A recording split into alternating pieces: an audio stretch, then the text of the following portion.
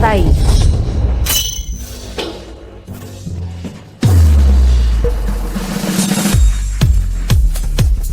Diyos ko, bulag sa kulay itong si Carp, kaya kumapit sa binti ng Yoncheng. Saan ang galing itong pulubi na bata? Hoy! Ano ang tinawag mo sa kanya kanina? Tatay. Uy, napakagaling mo talaga, Kuya Lee. Kailan ka pa nagkaanak sa labas? Bakit hindi ko man lang alam? Anak, ano ang pangalan ng nanay mo? Kung totoo kang anak ni Kuya Lee, kahit na magsakripisyo ka ng laman at dugo, kailangan mong ipatala siya bilang tatay mo. Umalis ka!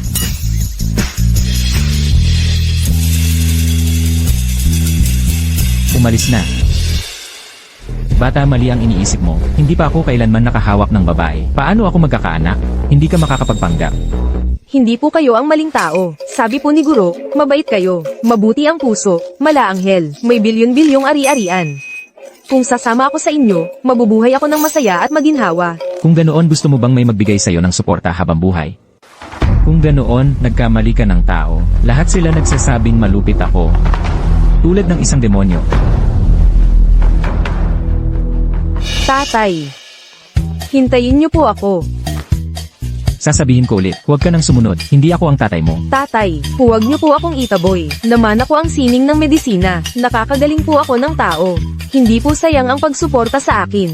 Bata, marunong ka bang manggamot? Hindi po ako bata. Nag-aral po ako sa Kunlun. Ang sining ng medisina mula sa langit. Nakakagamot ng sakit na parang himala. Ang sining ng medisina mula sa langit, nakakagamot ng sakit na parang himala. Isa pang scammer. Pareho kayo ng ginagawang pagpapanggap. Ang huling taong nagpanggap na, isang disipulo ng Diyos na manggagamot ng kunlun. Pinutol ko na ang daliri niya. Ikaw na batang scammer. Dahil bata ka, hahayaan na kita ngayon. Manager Lee, sakay na po sa sasakyan.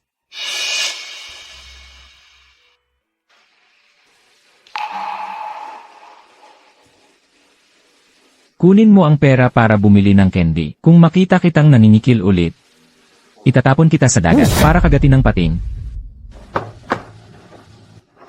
Umalis ka. Tatay, hindi po ako sinungaling.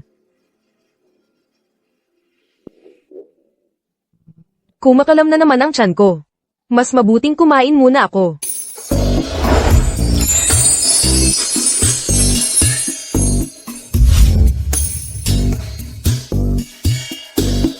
Wow, ang galing kumain ng batang ito. Ang dami nang nakain na mangkok. Hindi na yan bata. Iyan ay isang malaking salo-salo.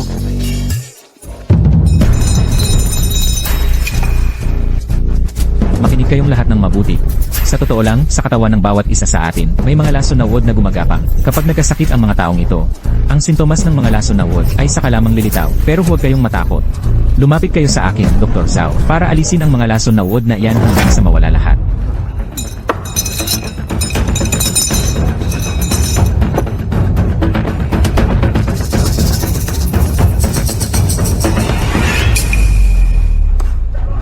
Napakakahanga-hanga naman ito. Ang mga uod na ito ay talagang nakakatakot. Baka ang apo ko, si Tinshen, nalason din. Dahil din sa mga uod na yan. Doktor, pwede niyo po ba akong tingnan? Huwag kayong masyadong magmadali. Magbayad muna kayo ng depositong 10,000 piso. 10,000. Doktor, may 100,000 piso po ako. Pakiusap, bilisan nyo na sa bahay ko. Kailangan agad ng apo ko ng gamot. Lola.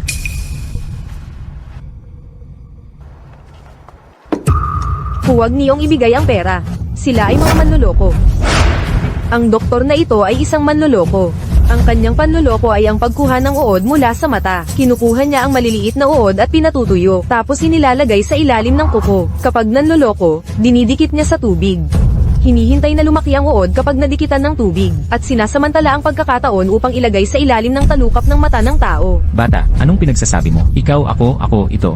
Kung hindi kayo naniniwala, tingnan nyo. Tama nga. Tama nga. Mga manloloko, dalian tawagin ang pulis, dalian tawagin ang pulis. Dakpin nyo siya. Ang galing talaga ng batang ito. Talagang isang henyong bata. Paano naman magiging kahanga-hanga iyon? Ito ay ang kapangyarihan ng siyensya. Kayong mga matatanda, hindi nyo man lang alam ang ganitong batayang kaalaman. Maghiwa-hiwalay na kayo. Munting bata, ang galing mo talaga. Kung hindi dahil sa iyo, nalinlang na sana si Lola. Sabi po ni Guro, gumawa ng maraming kabutihan, at mag-ipon ng maraming merito. Nako, talagang napakabait mong bata. Iniwan na po ako ng tatay at mga guro ko. Paano nagiging ganito ang mga matatanda? Napakawalang responsibilidad. Okay lang, anak. Malaki ang bahay ni Lola. Talagang napakalaki. Gusto mo bang tumira muna sa bahay ni Lola? Tutulungan ka ni Lola na hanapin ang pamilya mo. Talaga po. Pero malakas po akong kumain. Lola, baka makain ko po hanggang sa gumuho ang bahay nyo. Kawawang bata naman, ganyan kagutom. Ang cute naman ng bata. Hindi naman kukulangin sa pera si Lola. Kung gayon, uwi na tayo. Sige po. Tara na. Kung si Lola ay may maliit at cute na apo na mabango, maganda sana iyon.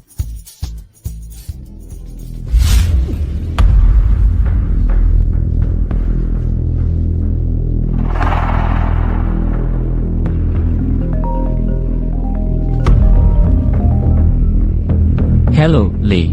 Nasa iyo pa ba ang anak mo? Anong oras na ba? Nakabiro ka pa? Kung hindi mo mahanap ang Kunlun Divine Doctor para alisin ang lason ko, maghanda na ng lungton para sa ating dalawa. Teka. Kahit lahat pa ng Divine Doctors na maglalakbay hanggang sa kabilang mundo, mahanap ko, pagkatiwalaan mo ako dito. Huwag kang mag-alala. Ay, nahanap mo na ba kung sino ang naglason? Hindi ito magiging kasing dali gaya ng inaakala mo. Hanapin mo ng maayos ang Divine Doctor. Okay, naintindihan ko na po. Tinchen, bilisan mo't lumabas. Halika't tingnan ang magandang bagay na binigay ni Lola. Ano iyon? Kain tayo ng dalang kahel. Tatay. Ikaw. Paano ka nakarating dito? Tatay, kasama ko po si Great Grandma. Tatay, namiss po kita ng sobra. Tatay.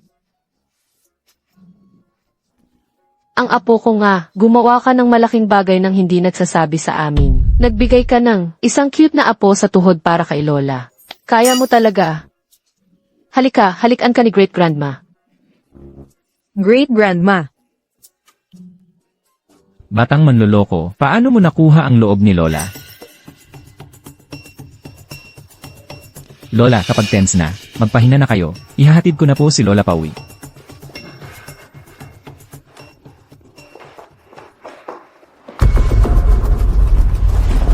Magsalita ka. Para saan ang paglapit mo kay Lola? Nagkataon lang po kaming nagkita. Hindi ko po alam. Siya si Great Grandma. Huwag kang maglaro sa akin. Ang dahilan ng pagpupumilit mo sa akin. Ano talaga yon? Gusto mong mawala ang mga daliri mo. Ayaw mo na ba? Gusto ko po. Gusto ko lang po. Para kay tatay.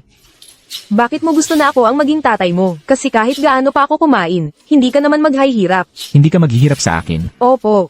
Talaga bang dahil lang sa malakas kang kumain? Nakikita mo bang mayaman ako? Kasi po, mayroon akong 8 guro. Mula nang ampunin nila ako, nalugi sila dahil sa aking pagkain. Ngayon, sasabihin mo na, ang 8 guro mo. Tatay, ang talino mo talaga. Nagsasabi ka pa rin ng kung ano-ano, batang sinungaling. Dahil sa mukha ni Lola, pwede ka pang tumuloy ngayong gabi. Bukas ng umaga, umalis ka na mag-isa. Tatay, huwag niyo po akong paalisin. Bawal mo akong tawaging tatay. Opo, tatay. Wang Xiao, mag-ayos ka ng isang kwarto para sa kanya. Tatay, HMM. Tatay, huwag kang umalis. Gino, Anong nandito? Hay, Ginoo, inutos po ni Lola na i-lock ang guest room. Para sa inyo at kay Xiao Jingli na matulog dito. Kailangang magkwento ng bedtime story. Maaari nilang buksan pagkatapos nilang makatulog. Magkukwento ka ba ng fairy tale, tatay?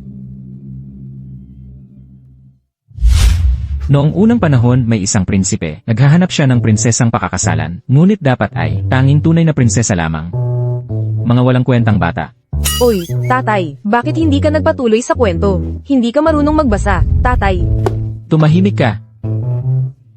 Hindi ko po kayo minamaliit, tatay, dahil hindi rin ako marunong magbasa. Pero memorize ko ang Tao Te Ching mula sa mga guro ko. Babanggitin ko para sa inyo. Tao ke Dao, Fei Chang Dao.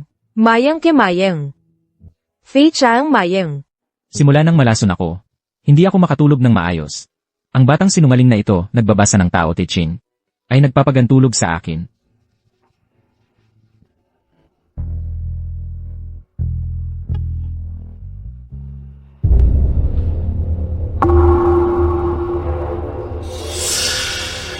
Litin Chen.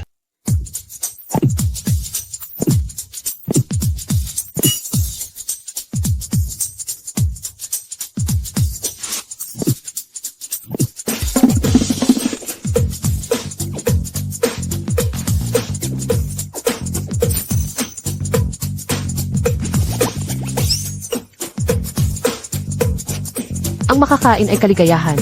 Ito mismo ang kaligayahan, ang makakain. Talagang gusto ni Great Grandma ng apo sa tuhod. Magandang araw, tatay. Gising ka na ba? Mas matagal kang nakatulog ngayon kaysa dati. Siguradong gawa yan ni Jingli natin. Nang dumating si Jingli natin, sumunod din ang swerte. Nawala pa ang insomnia ni Tin Chen. Tatay. Halika na, kumain tayo ng agahan. Sinadya ko to, para kay tatay. Masarap talaga.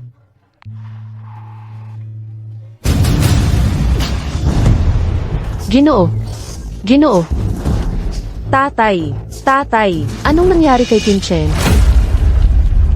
Nalasan si tatay. Matagal nang may lason si Tin Chen, pero ang pagkahimatay ay ang una. Sinasabi nila may isang divine doctor mula Kunlun na makakapagpagaling. Ang hirap hanapin ng ganyang divine doctor. Saan ko naman mahahanap? Great Grandma, huwag po kayong mag-alala, kaya kong gamutin si tatay. Talagang kaya mong gamutin. Ang palaka na iyon. Nagbuga ng makalason na usok. Siya ang lolo ni Tin Chen. Bumili siya ng palaka para makahingi ng yaman. Tapos bakit ito may lason?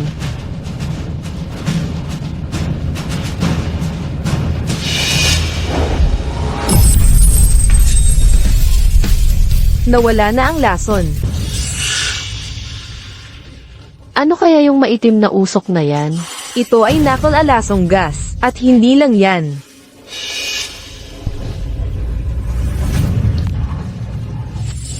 Tara, hanapin ang isa pa.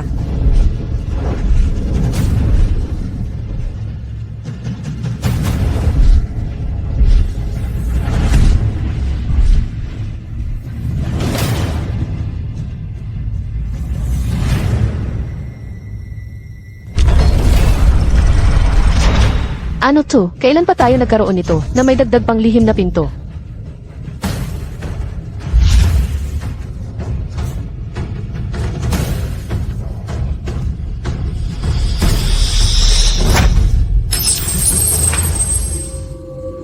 Itong dalawang palaka, lalaki at babae, noong buhay pa sila, tinunaw sila gamit ang tunaw na ginto, ginawang mga palamuti, mga puso'y puno ng paghihiganti, nagdagdag ng tubig, nakalimutan ng pag-ibig, espesyal na formula, magdudulot ito ng nakamamatay na lason.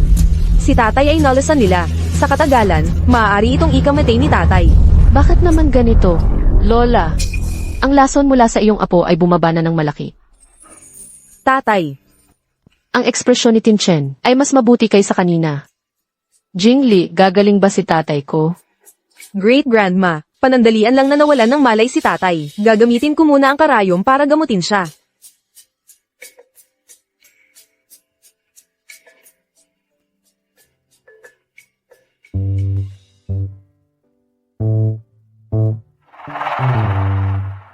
Great Grandma, tingnan nyo, nabawasan na ang lason ni tatay.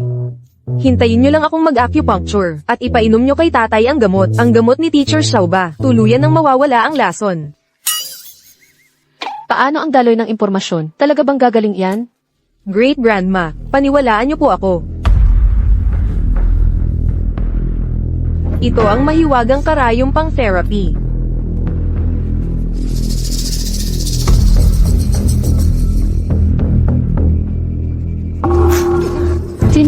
Tin Chen.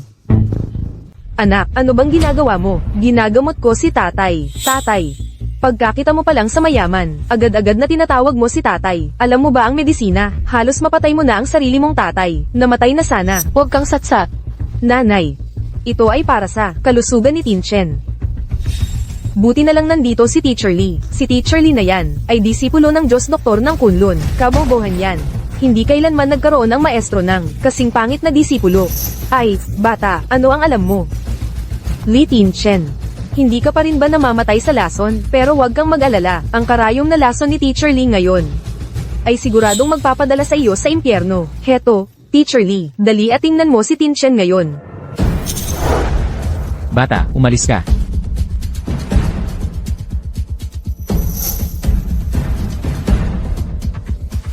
Si Manager Lee ay malubhang may sakit, pero huwag kang matakot. Gagamitin ko ang pilak na karayom para gamutin siya.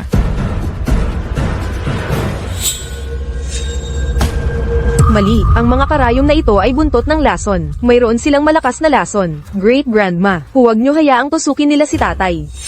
Lanan, saan nagmula ang batang ito? Alam pa niya ang mga karayom ko. Lola, magkapatid kami ni Tinchen. Paano ko naman siya sasaktan? Ibigay mo ang mga karayom. Masyado kang nanonood ng series. Teacher Lai, dali at gamutin mo siya ngayon. Great Grandma, paniwalaan niyo po ako. Ito ay tunay na mga karayom na may lason. Ligtas pa si tatay. Ngunit kung matamaan ng mga karayom na ito, tiyak na mamamatay siya. Tigil.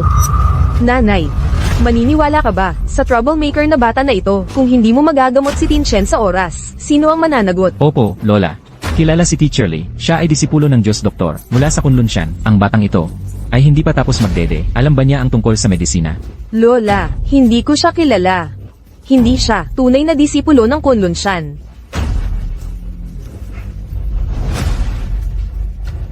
Ano to? Bakit hindi ako makagalaw? Tigil na. Ziming. Ang pasaway na bata na ito ay naparito para protektahan ako.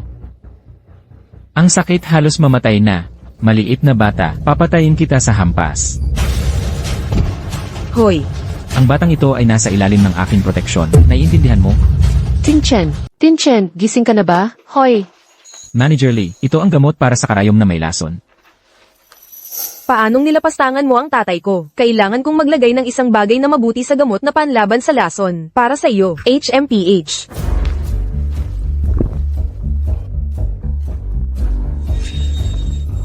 Kuya, kanina, itong bata na ito, halos itusok niya ako hanggang mamatay. Ako ang nagligtas ng buhay mo. Sino ang gustong pumatay sa akin? Malinaw ko itong nakita. Ano ang ibig mong sabihin, kuya? Naghihinala ka sa akin. Tigil na ang pag-aaway. Isa tayong pamilya. Bakit pa kayo nag-aaway? Ang dapat mong ikatuwa ay, nandito si Lola, may bibig ka pa para magsalita. Mukhang sila at si tatay ay hindi na nagkakasundo ng matagal. Baka ang lason ng palaka ay pinagplanuhan lang nila. Tama na. Nang ito ay isang hindi pagkakaunawaan. Lahat naman ay may mabuting intensyon. Ang bagay na ito ay tapos na. Bakit kayo naparito ngayon? Nanay, hindi ba holiday ngayon? Kami ni Ziming ay naparito para bisitahin ka. Si Teacher Lee, kasalukuyan pang naghahanda ng pagkain at gamot para kay nanay. Kayo. Tinchen, kakagaling lang. Kung hindi, May trabaho na naghihintay sa kumpanya ko. Hindi ko sinusuportahan ang mga tagalabas. Tatay, hintayin mo ako. Li Tinchen. Sa susunod, hindi ka makakatakas. Ano ang nangyari? Anong nangyari sa'yo? Ang tiyan ko. Hey, mga lalaking masama, pwede kang maghintay buong araw. O kaya, ginawa ko ito. Banyo. Ziming. Hala. Ziming. Nainom mo na ba ang gamot para sa pagtatae? Mas mabuti na ba ang pakiramdam mo? Dali at dalhin niyo ako sa ospital. Ako ay, nagdudugo na ang dumi ko. Ziming. Hoy, sino man? Dali, Ziming. Si Liziming ay nagtatay. Sinadya mo ba yan? Sino nagsabi sa kanya na guluhin si tatay? Hey. Hey. Maliit na bata. HMM. Ano ang gusto mong kainin? Gusto kong kumain. Nang Yakiniku buffet na yun, 68 piso, tao. Sobrang sulit talaga. 68. Ano to? Tara, dalhin mo ako kumain ng masarap. magandang araw po, Manager Lee. Mag-order kayo ng kahit anong gusto nyo. Mayroon akong lakad sa labas. Ayos. CJ.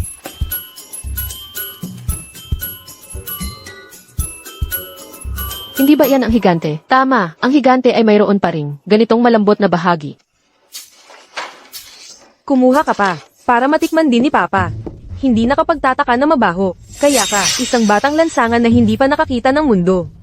Hoy, lumayo ka sa akin, huwag mong ikalat ang kahirapan mo. Sinasabi ko sa iyo, batang mahirap, dito, ay ang namungunang restaurant sa syudad, ang isang mahirap na tulad mo, paano ka nakapasok? Dinala ako ni Papa. Miss, may problema ba? Auntie, bulag ka ba? Anong tinatawag mong auntie? At ang papa mo, dito, 100,000 piso kada tao. Kaya bang bayaran yan ng papa mo? Bilisan mong umalis. 100,000 piso. Ang mahal naman pala. Pero, sabi ni teacher, si Papa ay may 100 milyong assets. Kaya ni Papa, talagang makakabayad. 100 milyon. Baka barya lang sa game ang tinutukoy mo. Tingnan mo ang itsura mo. Mahirap din ang Papa mo. Huwag mong pag-usapan si Papa, kahit ano ang sabihin ko. Hindi pa alam ng Papa mo na nagkaanak siya sa isang pulubi, kaya ka nandyan. Ulitin mo yan, susuntukin kita, kahit ano ang sabihin ko. Nakakahiya, pareho si Papa at si Mama mo. Tumahimik ka. Batang ito, ano ang ginagawa mo?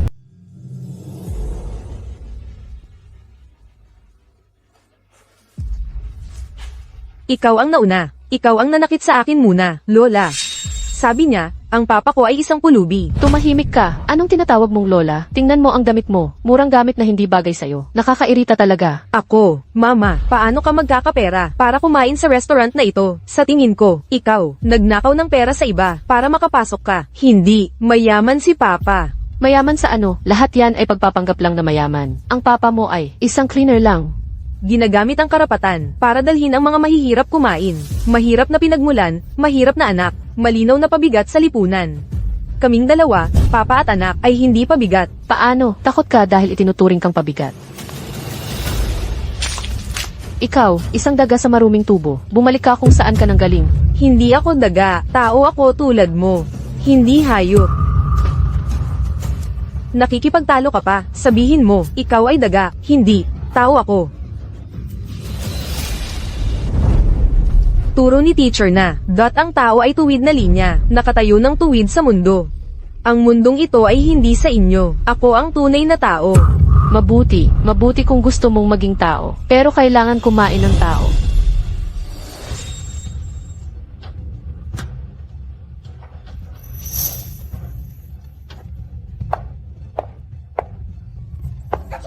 Kumain ka, batang pulubi. Gusto mong kumain, di ba? Ngayon, papakainin kita hanggang mabasag ang tiyan mo. Papa, Kumain ka ng mabilis, kumain ka. Kumain, ubusin mo, umiyak ka pa. Papaluin kita hanggang sa umiyak ka ng todo. Papa. Tigil na.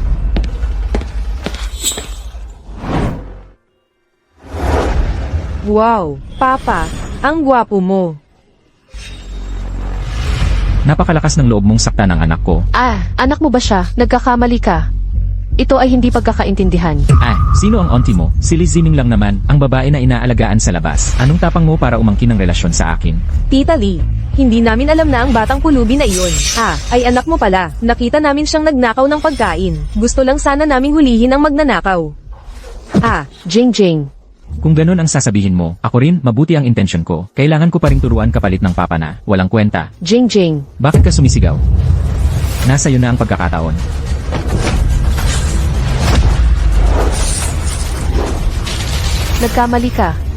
Nagkamali ka. Dahil kay Lola, papatawarin na kita ngayon. Sa susunod, huwag mong ilabas ang mga peking gamit na ito para makita ko ulit. Mabuhay ka ng tahimik. Maaari ka nang umalis.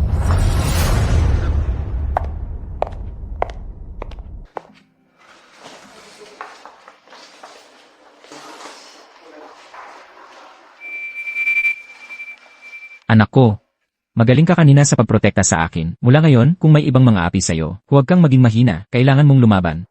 Narinig mo ba ako? Narinig ko na. Mahusay.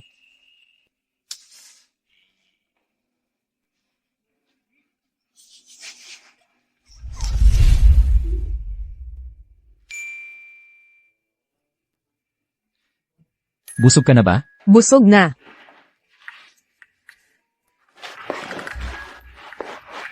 Mag-ingat sa biyahe. Kahit si Master pa ay hindi pa nakakain sa ganito kasarap na restaurant.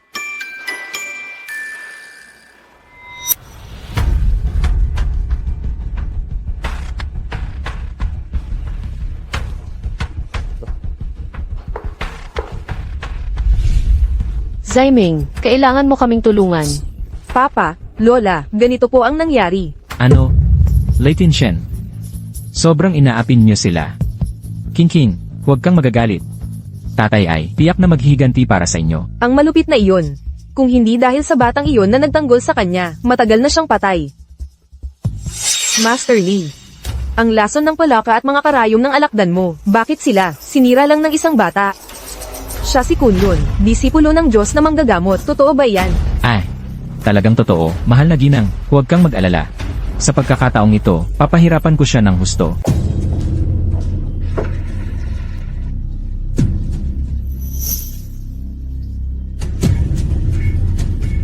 Dahil may na naglakas loob na bigyan ng regalo si Tinshen, ang Diyos ng kamalasan na iyon. Great Grandma, ito ang regalo na kami ni Papa, ay binili para sa iyo. Jingli, napakagaling mo. Kahit lumalabas ka pa, bumibili ka pa rin ng regalo para kay Great Grandma. Talagang anak ka na mabait. Simula nang dumating ka sa amin, ang swerte ng aming pamilya ay patuloy na gumaganda. Tinshen, tingnan mo, may isang na naglakas loob na bigyan ka ng regalo. Regalo, sigurado ka bang hindi ito nakakagulat? Hindi mali ang sinabi ni Papa. Ito ay isang manika na hindi mapalad. Papa, huwag mo nang buksan. Tinshen, ano ang nangyari sa mga mata mo? Hindi maganda. Ito ay Guisian technique. Guiwa pressure point technique. Nag-aral ako kay Teacher Sam isang beses lang. At mali-mali pa ang mga dasal ko. Talaga bang makakaapekto pa ito sa tao? Mukhang may talento nga ako. Ah, masakit. Sobrang sakit. Mukhang hindi pa pala nito kayang gayumahin si Papa. Tinshen, Papa, huwag mong saktan ang sarili mo, anak. Anong gagawin ko? Kung alam ko lang, dapat pinag-aralan ko ang mga turo ni Teacher Sam ng mabuti. Hay, nakuha ko na.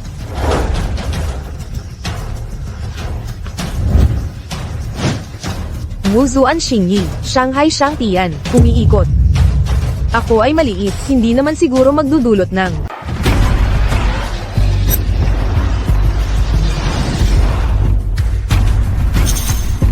Jingli. Kakapa, maglipat ng masamang kapangyarihan mula sa akin, sa iyong katawan.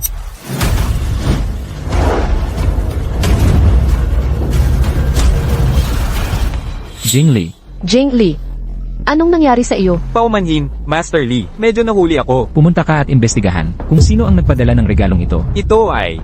Siguradong dark magic ito, hindi kayang gamutin ng ordinaryong doktor. Siya.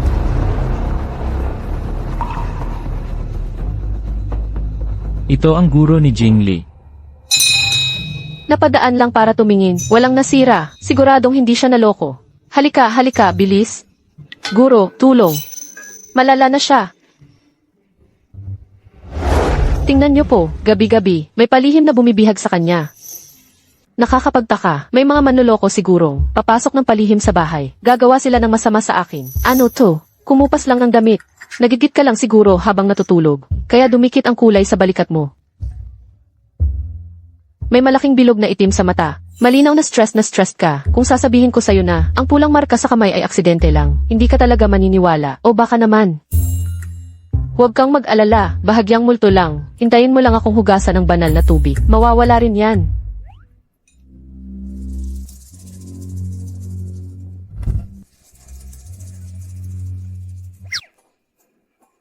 Wow! Ang galing talaga ng master.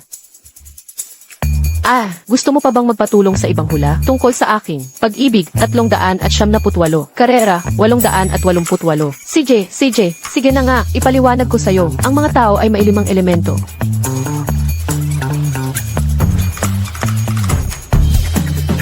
Pulang damit lang yan na kumupas. Siya na to. Sa totoo lang, isa siyang scammer. Ang galing talaga ng master. Ito ang 30,000 yuan. Pakisuyo, tanggapin mo na po. Para sa kawang gawa lang. Bakit ko naman yan tatanggapin? Halika na, master. Ayoko. Halika na. Talaga naman. Halika na, master. Maraming salamat. Hoy! Huwag. Jingli. Lahat ng to ay para makahanap ng pera para sa'yo. Silikin siya na yon. Mahirap siya. Baka pati siya, mabankrupt pa niya.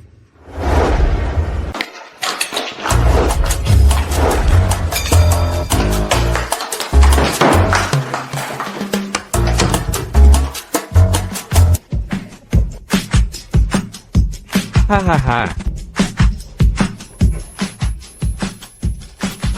Mga kaibigan, pampublikong lugar ito, pakihinaan naman po ang boses ninyo. Oh, sige, sige. Magsasalita ako ng mahina. Paumanhin. Si Li Qinshen, ayaw niyang malaman na nagtatago ako sa banyo ng lalaki. Oh, kain ng kain si Jingli hanggang sa mabankrupt sila. Humihingi na siya ng danyos.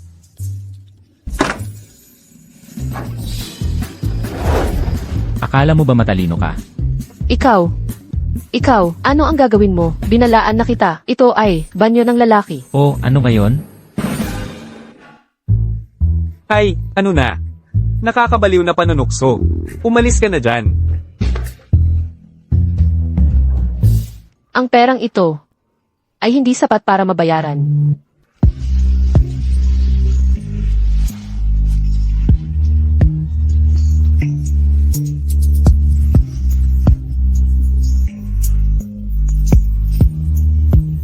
Wow! Isang double door refrigerator. Ano? Wala naman. Sir Lee, alam kong malakas kumain. Si Jingli sa bahay.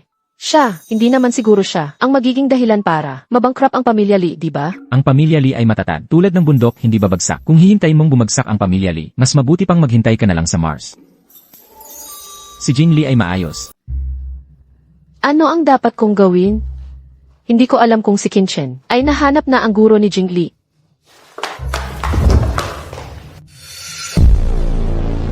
Jingli.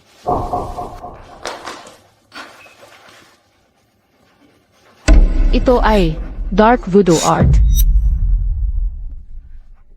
Binibini kayo. Ay tinitingnan ko, napakabata ninyo pa. Kaya ba kayo ay 20 pa lang? Kayo ba ang guro ni Jingli? Kayo kaya ba ninyong gamutin siya? Naman, nag-aral ako mula sa Kunlun Mountain. Ang sining ng Diyos na mediko, ang kamay ng Diyos na gumagamot ng sakit. Ang aking kakayahan ay maihahambing sa modernong huwatoo. Ganoon ba? Ang naunang nagpakilalang, Divine Doctor ng Kunlun Mountain, binasag ko ang mga kamay. Sir Lee, pakiusap, iligtas niyo ang aking buhay. Ang susunod ay mamamatay sa labis na sakit. O kaya, kinamumuhian niya ang mga Divine Doctor ng Kunlun Mountain. Sa susunod, huwag ko munang sabihin, nagaling ako sa Kunlun Mountain. Kaya mo ba talagang gamutin si Jing Lee? Ako, hindi ako sanay sa paggamot ng dark arts na ganito. Alam ko na. Pero, makakaasa kayong lahat.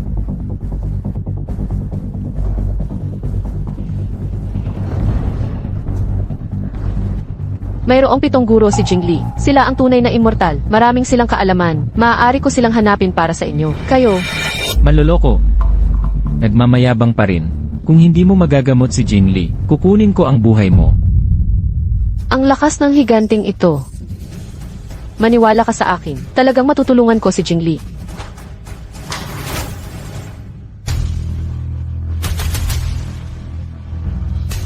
O Envy, isang makalangit na nilalang. Bumalik na ako. Ito ba ang solusyon na naiisip mo? Gamit lang ang simpleng panlilinlang, bumili ka lang ng basket ng prutas, pero ito lang pala ang...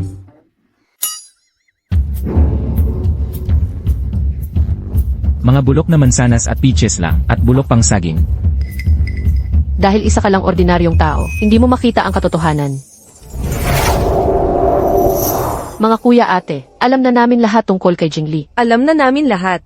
Ito ang karma ni Jingli. Kung malalampasan niya ito, magiging kabutihan ito.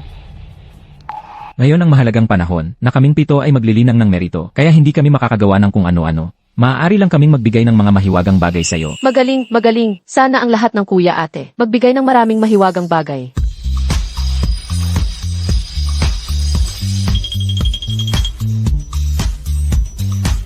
Tama na, tama na. Maraming salamat. Magmamadali na akong bumaba para tulungan si Jingli. Pang-8 kapatid. Ang maitim na salamangka na tinamaan ni Jingli sa pagkakataong ito, maaaring may kinalaman sa dating disipulo. Kapag tapos na akong magsanay, hahanapin kita para malaman kung sino ang nagtaksil at parurusahan ko siya ng sapat. Opo, pangatlong kuya.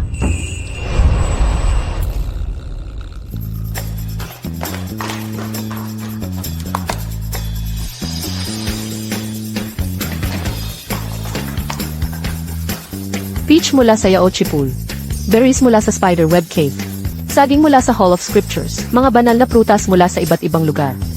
Sumisipsip ng enerhiya ng araw at buwan. Dinig sa pamamagitan ng enerhiyang pantas. Hindi pa rin ba ito magagamot? Siguro nabaliw na ako kung naniwala pa ako sa'yo. Sa ngayon, nakikita ko, si Jing Lee ay bata pa at naging isang scammer. Ito ay dahil sa maling pagtuturo. Sa ngayon, tanging, mga Diyos na doktor mula Kunlun Mountain lang.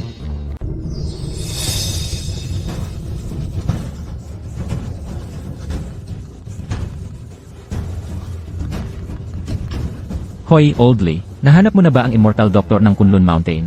Nahanap ko na to, nasa pinto ng Kunlun Mountain. Nakita ko po ang 7 dakilang immortal. Sila ay...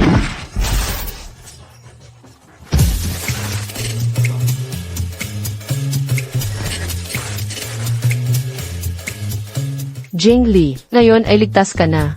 Marami ka pang makukuha. Baka, pagkatapos mong kainin ito, mas maging malakas ka pa kaysa sa guro mo. Halika rito.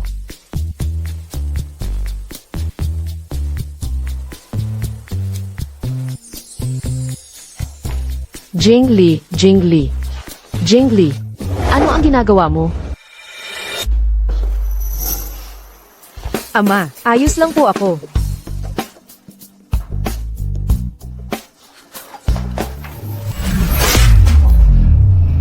Paano nila nagawang sirain ang aking ghost technique?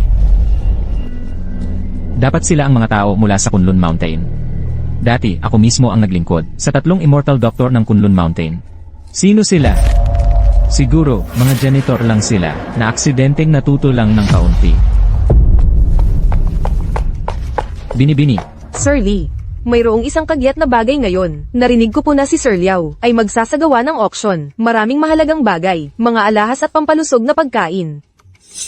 Mayroon ding Yuan Dynasty Green Jade Ring na kayang pahabain ang buhay. Sinasabi na, ibinigay lamang niya ito sa Immortal Doctor ng Kunlun Mountain. Hindi ba kayo ang disipulo ng Immortal Doctor ng Kunlun Mountain? Subukan po ninyo kung... Binibini, huwag po kayong mag-alala. Ako rin ay isang Immortal Doctor ng Kunlun Mountain. Tutulungan ko po ang binibini na makuha. Jin Lee, gising ka na ba? Ayos ka lang ba? Ayos na po ako, tatay.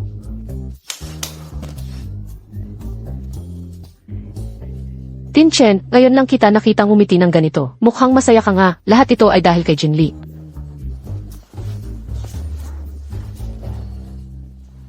Talaga po, tatay. Malaking lola. Siya ay ang aking munting guruba. Galing kaming lahat sa Kunlun.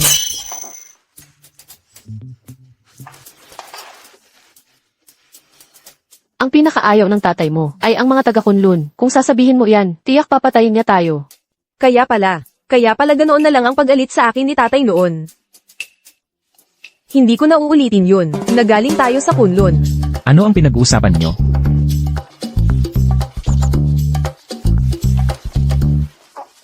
Tatay, ito ay plum mula sa Shui Yuntian. Nakakapagpalakas ito ng baga at nagpapalambot ng lalamunan. Saan niya nakuha ang mga halamang pantao na ito? O niloko niya ang iba para makuha ang mga ito? Kain ka.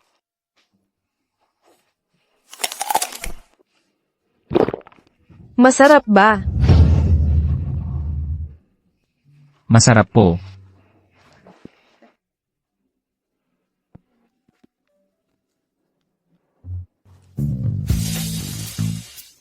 Maasim masyado. Manager Lee, may problema ba ang dila ninyo? Talagang angkop para sa isang mabangis na Diyos. Nakakatindig balahibo ang pagtitig mo, na hindi ka natatakot sa asim. Hehe.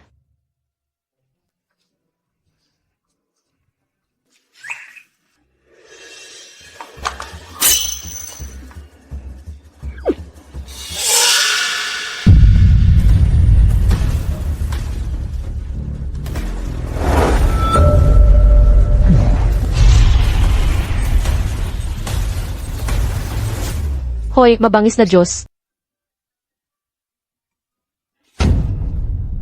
Ang lason ni tatay, hindi pa lubos na nalilinis. Noong nakaraang beses, kahit nilapatan ko na si tatay ng libu-libong acupuncture, hindi ko pa rin siya binigyan ng Jinxu na gamot. Maestro Xiao ba, nasaan na ang Jinxu na gamot sa iyong bote? Napakakakaiba ng panahon ngayon. Taglamig na, pero ang init pa rin. Ang Jinxu na gamot na iyon ay natunaw na sa kaldero. Kaya, nainom ko na pala. Tatay. Tatay. Tatay.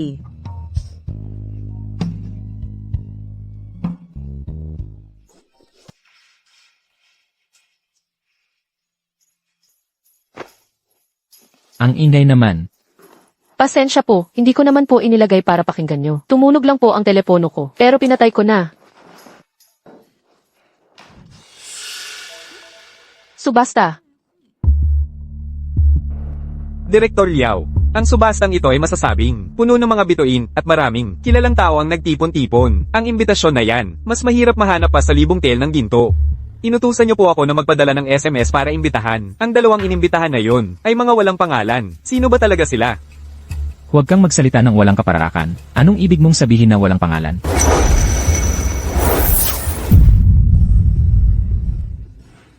Salamat sa dalawang diwata na manggagamot na nagligtas ng buhay.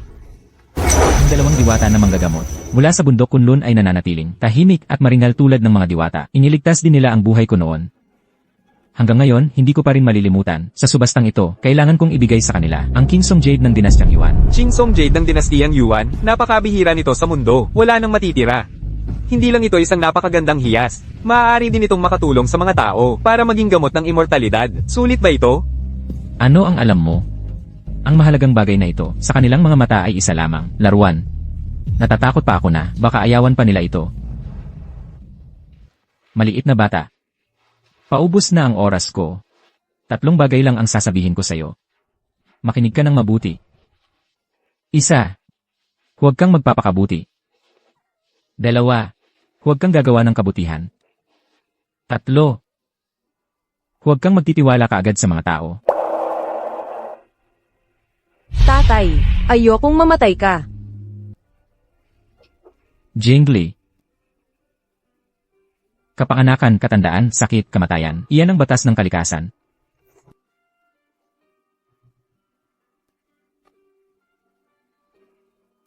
Teka. Huwag ka munang malungkot. Sa subastang ito, mayroon din Kingsong Jade ng dinastyang Yuan. Papatayin! Ang berdeng bato mula sa Yuan Dynasty. Nandito na kami. Ang batong iyan ay nakakagamot talaga ng pagkakalbo. Tatay, ang nilagay ko. Ito ba yun? Mukha itong medyo luma. Hindi. Tingnan mo ako. Magaspang na mga guhit. Disenyong pinong-pino, may sariling estilo, at itong maliliit na bagay ay maganda. Mga maliliit na kabibi yan. Magaling ako sa pananahi, di ba? Hoy, ano ang ibig mong sabihin? Guru Xiao ba? Terror na. Li Tingchen, ikaw na pasaway. Kailan ka magkakasawa at magkakaanak? Mukhang masaya ka naman.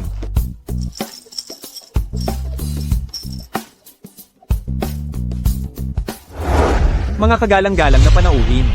Siguradong alam ninyo, ang tema ng auction na ito ay mga hiyas. Ngunit hindi lang basta hiyas. Bawat uri ng hiyas ay isa ring uri ng gamot na mahiwaga na may malalalim na kahulugan. Susunod, tingnan natin sa auction na ito, ang unang kayamanan, ang Song of Gongjuma. Ang kayamanang ito ay galing sa lupain ng Niebe. Ito ay sagradong bagay mula sa lupain ng Niebe. Sa loob nito, mayroong katas ng saffron. Panimulang bid, 1,000,000 piso.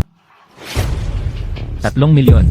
Tatay, hindi ito ang Kingsong Jade mula sa Yuan Dynasty. Ang berdeng Kingsong Jade lamang. Tingnan ang singsing sa kabilang sulok. Iyon ang Kingsong Jade mula sa Yuan Dynasty. Guro, ang ganito kaliit na butil ay magagamit sa gamot Chino. Sapat na ba? Maaaring gamitin ng walang hanggan. Ang Kingsong Jade na ito ay napakalakas ang bisa, pero ang kailangan ng iyong tatay ay isang patak lamang pagkatapos sa laing. 4 na milyon, 5 milyon, 6 na milyon. 6 na milyon. Sang-ayon. Tatay, bakit muli ninyong itinaas ang inyong bid?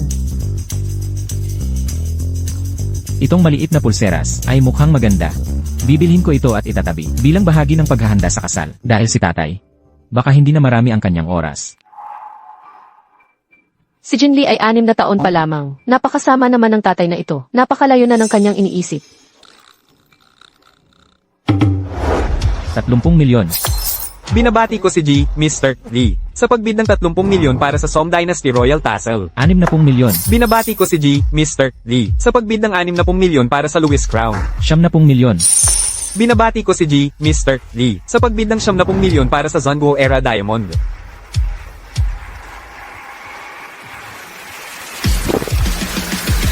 Tatay, kapag may pera, hindi dapat ginagasta ng ganito. Isasipan ng iba, na parang sinasayang mo lang ang pera. Okay lang. Kapag mayaman, pwede namang maging magarbo. Kung nakapaghanda na sa kasal, kailangang ihanda ko 100 piraso. Kung ganoon, hindi ako magpapakasal. Bakit naman? Ang mga magagandang bagay na binibigay ni tatay, ay hindi ko ipagkakaluob sa iba na kunin. Maliit ka pa pero malaki na ang ulo mo. Hindi ito base na tanso, at ang Ching Song Jade ay mababang uri. Sino man ang pumili ng mga lumang gamit na ito, ay hindi dapat nagdala nito sa auction. Kung basta lang nila ito tinago, mapapansin ng mga dating customer. Bahala na. Day A ng mga hindi nakakaalam. Baguhan, ito ay isang singsing, mula sa Ming Dynasty. Ang presyo naman, Tatay, iyan ang Ching Song Jade mula sa Yuan Dynasty. Bilis na, magbid na kayo. 200 milyon. 200 milyong piso. May sabi-sabi na ang yaman ni Li Tingshen ay mas mataas pa kaysa kay Guyan Li. Hindi ko inasahan na ang 200 milyong piso ay hindi man lang kumurap. Ngayon, pag nakikita ko siya, bakit ba siya lalong gumagwapo araw-araw? O baka ito, ang maalamat na kapangyarihan ng pera? Itay. Ang batong turquoise na ito mula sa dinastiyang Yuan, nakabalot sa tanso, ang mga taong hindi nakakaalam, ay iisipin sigurong basura, ibenta na lang natin ng mura. Hindi na kailangan. Hanggat gusto mo, sapat na yon. Itay, napakabuti mo sa akin. Pangulong Lee, tama ba ang narinig ko? Nagagamitin ninyo ang 200 milyong piso, ang basurang ito. Ang singsing na turquoise. Manager Lee, gagamitin ninyo ang 200 milyong piso para bilhin ang lumang batong ito o baka kamakailan dahil sa masamang merkado, muntik nang malugi ang pamilya Lee. Kaya kayo, nawawala na sa sarili? Para lang, gumamit ng 200 milyong piso para bumili ng lumang bato, Manager Lee, o baka naman naamoy mo ang isang espesyal na oportunidad sa negosyo? Kung masaya ang mga taong bumibili at masaya rin ang mga nagbebenta, ano bang pakialam ninyo?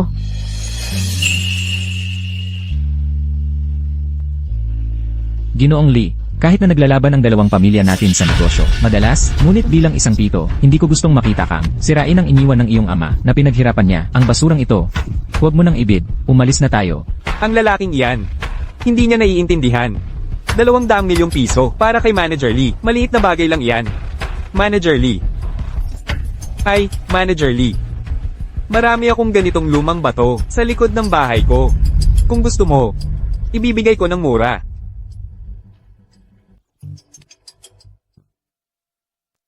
Itago mo na lang yan para sa aso mo sa bahay. Ikaw. Manager Lee, tama ba ang narinig ko? Sigurado ka bang bibilhin mo ang singsing na ito? Itay, makakaasa ka, ang turquoise na ito mula sa dinastiyang Yuan. Bilang gamot, hindi lang marami, kundi nagkakahalaga pa ng 10 bilyong piso. I-scan ang card. Sige. Tigil dyan. Mga anak na walang utang na loob, magastos kayo, gagamit ng 200 milyong piso sa itinayo ng iyong ama para bumili ng lumang singsing. Ikaw, talaga namang pinapainit mo ang ulo ko. Hoy, matanda. Kahit ilang beses mong paalalahanan, hindi siya nakikinig. Nais naming tulungan siya, ngunit si Mr. Lee, napaka-pilosopo. Hayaan na lang natin siyang gumastos ng 200 milyong piso. Baka si Mr. Lee, talagang gusto niya ang ganito. Itay, bilhin mo na. Huwag kang mag-alala. Hindi ako nag-aalala. Ang mga taong ito, ang humahadlang sa atin. Hay! Bilisan mo ang pag-scan ng card at kunin ang singsing para iligtas ang buhay mo. Natanggap ng alipay ang 200 milyong piso. Mr. Lee, Mr. Lee, salamat, Mr. Lee, Mr. Lee, Mr. Lee, sa pagpunta sa auction. Talagang nagpapasigla ka sa lugar na ito. Salamat, Mr. Lee. Problema. Talagang problema. Lai. Napakaaga mong umalis. Ang iyong anak, napakagaling gumastos. Hindi ko na siya mapigilan. Talagang pasensya na. Paumanhin. Sa pag-usisa. Mr. Lee, simula ngayon, baka hindi ka na lang maging malupit na Diyos. Natatakot ako na maging hanggal ka rin. Nakakatawa talaga. Nakakaawa. Nagtatangkang pagsabihan ng aking ama, buksan ang iyong mga mata at tumingin ng mabuti, tumingin ng malinaw. Nakikita mo. Yuan. Ang Jade na Chainsaw mula sa dinastiyang Yuan. Ano? Hindi ko akalain na sa buhay kong ito, makakakita ako ng Jade na Kingsong mula sa dinastyang Yuan. Talagang ito na ang Jade na Kingsong mula sa dinastyang Yuan. Mga matatanda na tulad ninyo, hindi ba kayo natuto noon na huwag bumili ng peke, ng mga kopya, ng mga pekeng kayamanan? Ang kayamanang ito ay sadyang itinago, ang mga depekto nito, kahit pag ginamit ng aking itay, ang 200 milyong piso, para bilhin ang singsing na ito, ang tunay na halaga nito ay 10 bilyong piso. Imposible. Kahit pa Jade na Chainsaw mula sa dinastiyang Yuan, dapat ay presyo ayon sa laki. Ang maliit na piraso na ito, walang paraan. Hindi ba? Ito ang huling piraso sa mundo, 10 bilyon. Ano yon? Dapat ay 100 bilyon. 100 bilyon. Ang aking itay ang pinakamalaking nanalo sa auction ngayon, ang pinakadakila. Siyempre, ang manager natin ay gumamit lang ng 200 milyong piso para kumita ng 10 bilyong piso. Libo-libong beses na pagtaas, ang galing na investor. Siguradong gagaling na ang iyong sakit. Itay, itago mo ito. Sandali. Mali. Hindi yan item sa auction. Mr. Lee, paumanhin po. Pagkakamali ng opisyal. Hindi yan item sa auction, kundi regalo. Isang regalo. Ibinigay ito ng direktor ng aming museo sa Himala Doktor sa Kunlun bilang kapalit ng pagligtas sa kanyang buhay. Pakiusap, ibalik po ninyo. Ibibigay namin ng 200 milyong piso na binawi kanina. At higit pa, magbibigay kami ng karagdagang 100 milyong piso bilang kabayaran. Hindi, ito ay usaping buhay o kamatayan. Bukod pa riyan, nanalo tayo sa auction. Hindi ninyo ito mababawi. At saka, Ang pinakakinamumuhian ng iyong ama ay ang mga tao mula sa Kunlun Mountain. Kung magsasalita ka, siguradong papatayin niya tayo. ano na ang gagawin kay Master Xiaoba? Hindi ko rin alam kung aaminin natin ang pagkakakilanlan. Papatayin tayo ni Li Tingshen. Kung hindi naman, mamamatay ulit siya. Ililigtas ang sarili o ililigtas ang iba. Ito talaga ang problemang pilosopikal na lampas sa panahon. Bunso, may sasabihin ka ba? Ay, wala. Kaya lang, napanalunan na namin ang koleksyon na ito. Sa subasta, walang dahilan para ibalik. Bukod pa rito, kayo ang nagpadala ng maling regalo. Hindi ba kayo ang dapat managot? Tama, kayo, mga matatanda, bakit ba kayo laging pabago-bago ng isip? Dito. Sa tingin ko, walang Kunlun Divine Doctor sa event na ito. Sa tingin ko, nakita ninyo lang ang singsing na ito bilang isang Yuan Dynasty Jade na nagkakahalaga ng 10 bilyong piso. Kaya gusto ninyong magbago ng isip, tama? Paano mangyayari yan? Ang aming Cold Wind Pavilion ay may mataas na moralidad, kaya namin tanggapin ang pagkatalo. Maliban kung mahanap ninyo ang tunay na Kunlun Divine Doctor. Kung hindi ay ang singsing na ito, hindi ko ibabalik. Ang singsing na ito, ang singsing na nagligtas ng buhay ni Li Tingshen. Talaga. Kung gayon, ibigay ninyo sa amin ang singsing. Ang aming pamilya ay mga espesyal na panauhin. Si Master Lee.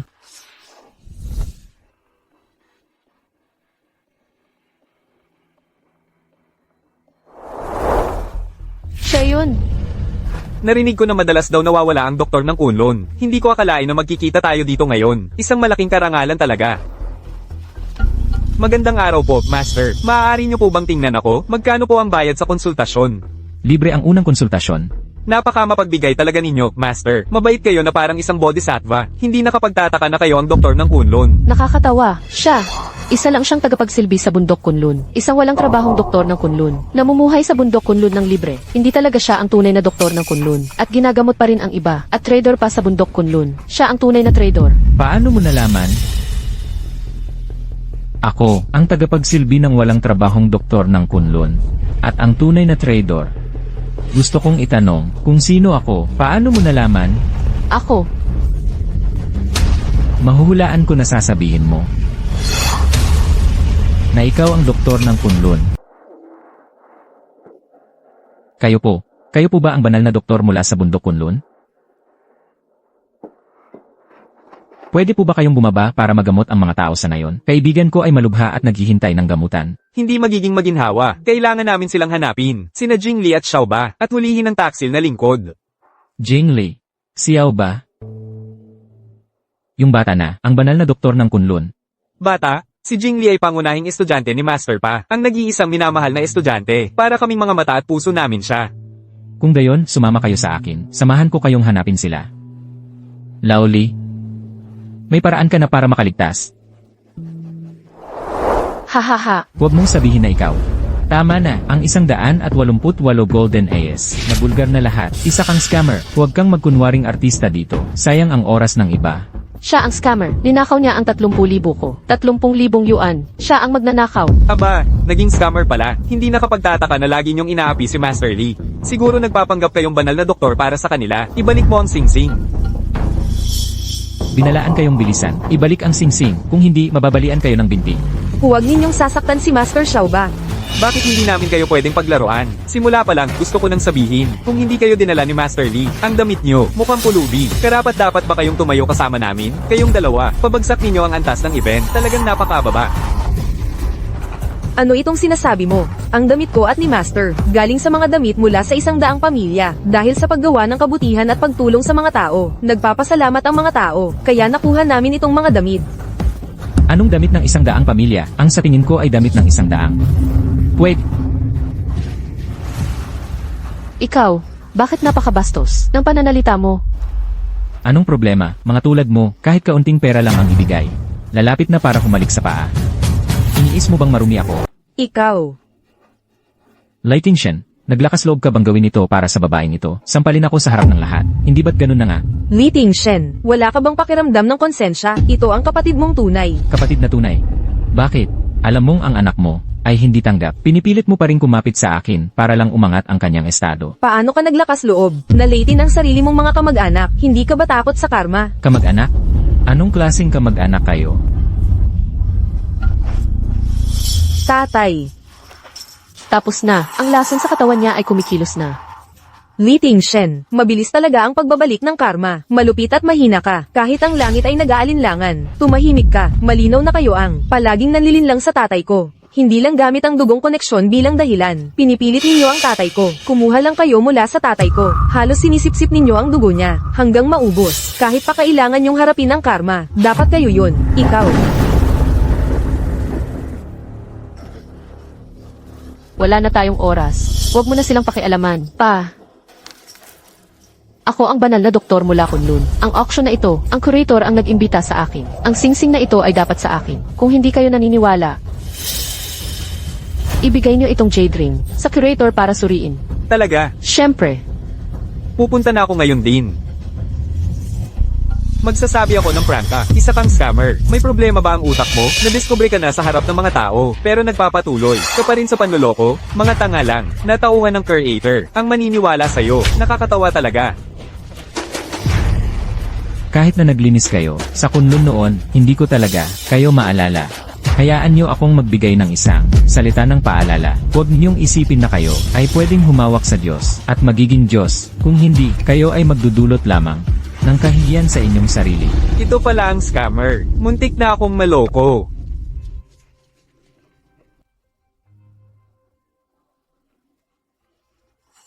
Tama na. Siya nga ang tunay na banal na doktor ng Kunlun. Talaga bang kayo ang mga banal na manggagamot ng Kunlun? Bakit kayo tumatawa? Inimbitahan ko na ang 3 guro ng Kunlun. Malapit na siyang dumating. Malalaman natin kung totoo o hindi kapag siya ay dumating. Hey, pasensya na. Sa pagkakataong ito, nag-retreat ako para umakyat sa langit sa loob ng 7 buong araw at 7 buong gabi. At hindi ako nakapunta sa banyo. Kaya ngayon, medyo sumasakit ang aking tiyan. Ayos lang. Nandoon ang banyo. Sige, sige, sige. Sige, mauna na ako. Magkita tayo. Sige. Ganyan ang sitwasyon. Ang 3 guro ay pumunta sa banyo. Darating din siya kaagad. At sina Jinli at Xiaoba. Sila ang mga banal na manggagamot ng Kunlun. Talagang may aura sila ng mga Diyos. Huwag niyo silang lapastanganin. Guyan Li, may problema ba ang utak mo? O baka naman lahat ng naririto, may problema rin sa utak na tulad mo. Ano ang ibig mong sabihin? Alam ng lahat na ikaw ay alagad ni Li Tingshen. Sa tingin mo ba sa pagpunta mo rito at sa paggawa ng ganoon kasimpleng kwento? Bukod pa, isang kwentong hindi ka panipaniwala. Sino ang maniniwala sa'yo? Alagad, kami ni Li Tingshen ay matalik na magkaibigan, hindi ba? Lahat kayo, naniniwala ako na, nababagot na kayong lahat. Ang mga mapanlinlang na pares na ito, ang mga impostor na ito, nandito ako, sana'y tulungan niyo akong makamit ang hustisya. Ang singsing na jade na ito, ay orihinal na ibibigay ni Ginoong Liao, sa banal na manggagamot ng Kunlun, ng pamilya ni Ginoong Li. Ngunit ang grupo ni Li Tingshen, ay patuloy na humarang, at inangkin ito para sa kanilang sarili. Ito ay talagang kwintas na jade ni Xiaoba, na laging daladala niya. Nasaan sila? Mayroon na akong Cloud City. Sinisigurado ako ng mga sikat mula sa iba't ibang larangan. Magsisinungaling ka, ibigay mo sa akin ang singsing. Ang singsing na ito ay para sa doktor ng Kunlun Mountain. Para sa akin. Sino ang nagdala sa'yo dito? Baliktarin ang tapang na puti at itim. Mahirap ipagtanggol ang sarili. Putik na bodhisattva. Lahat. Si Li Tingshen sa Yuncheng ay laging may kapangyarihan. Lahat. Marami siyang dinanas na hirap, hindi ba? Ngayon, para sa lahat, hinahanap natin ang oportunidad para sa katarungan. Kahit na ako at si Jiming ay kanyang mga kamag-anak, ngunit hindi kami dapat sumama sa kanya. Ngayon, kailangan kong mabawi ang singsing. Si Li Tingshen at ang kanyang mga kasabwat ay itataboy mula sa Yuncheng para magkaroon ng kapayapaan at kaunlaran ang lahat. Itaboy mula sa Yuncheng. Ibalik ang kapayapaan at kaunlaran ng lahat. Itaboy mula sa Yuncheng. Ibalik ang kapayapaan at kaunlaran ng lahat. Itaboy mula sa Yuncheng. Ibalik ang kapayapaan at kaunlaran ng lahat. Itaboy mula sa Yuncheng. Ibalik ang kapayapaan at kaunlaran ng lahat. Itaboy mula sa Yuncheng. Kayo, pinapanood ninyo si Li Tingshen na nagkakasakit at bumagsak dito. Baliktarin ang puti at itim. At kung sakali na tayo talaga ang Kunlun Mountain, ano ang gagawin sa medical ferry? Maaari ba kayong umalis sa Yuncheng? Hindi ako naglalakas loob na gawin iyon. Kung ikaw ay ang Kunlun Mountain Medical Ferry, agad akong aalis sa Yuncheng kasama ang aking pamilya. Oo, ikalulugod kong sundan si Madam Lee. Umalis sa Yuncheng. Umalis sa Yuncheng. Malalim na hininga. San Shifu. San Shifu.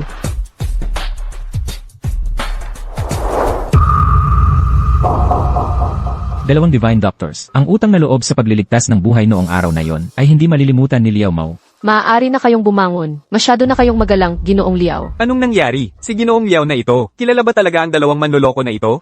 Naluhan talaga sila. O baka nga sila ay mga tunay na Divine Doctors. Ang singsing ni Ginoong Liao.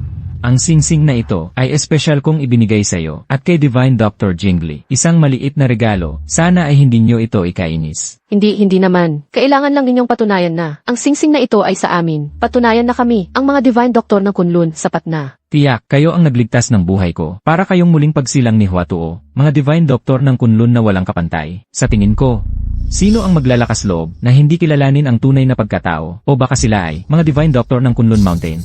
Kumusta, Laoli? Kaya mo pa ba? Kaya ko pa. Tigil. San Shifu, napakasama ng ermitan yung iyon. Hindi lang niya tinusok ng karayom ang aking ama. Ginamitan pa niya ng masamang mahika ang aking kapatid. Oo, kahit ang herbal na ito para sa kanya ay nagtangkang manakit ng tao. At naglakas loob pang saktan ng aking minamahal na alagad.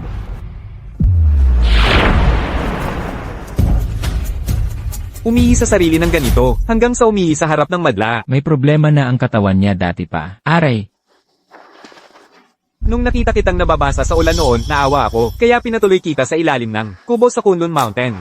Pero nilinlang mo ako na maging interesado sa daw. Nagpanggap kang isang naghahangad ng pag-unlad, at ninakaw ang aking mga kasanayan sa Kunlun.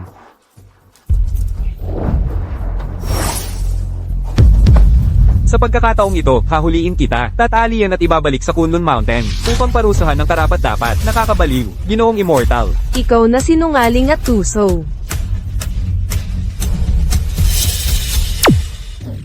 Teka, kung hindi ako nagkakamali, kanina lang ay may nagsabi na, kung mapapatunayan ko na ako ay ang Divine Doctor ng Kunlun, lilipat na ako mula sa Yuncheng. At tutuparin mo ba ang iyong pangako? Oo nga. Tutuperin mo ba ang iyong salita? Tingshen, ang iyong panata kanina. Sino ang nanumpa sa inyo? Ako ay nanumpa kay Madam Lee at sa maliit na doktor lamang. Ako rin.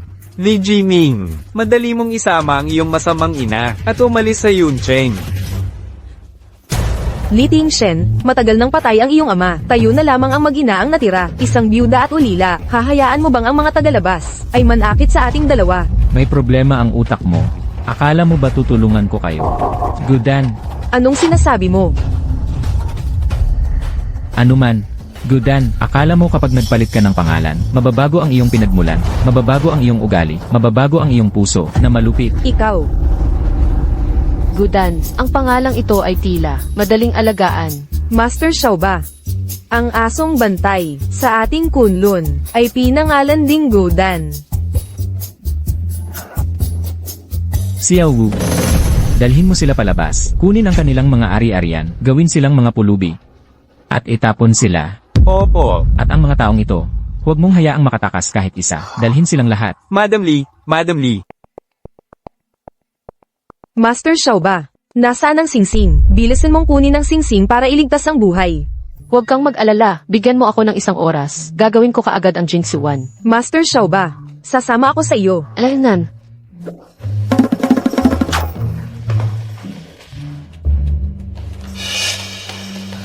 Ama. Sa pamamagitan lamang ng pagkain ng Jinx Yuan na ito, mawawala ang lason.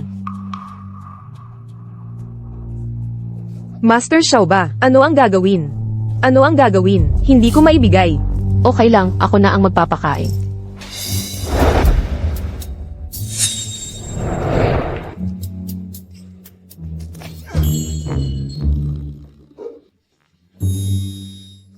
Li Tingshen, gumising ka.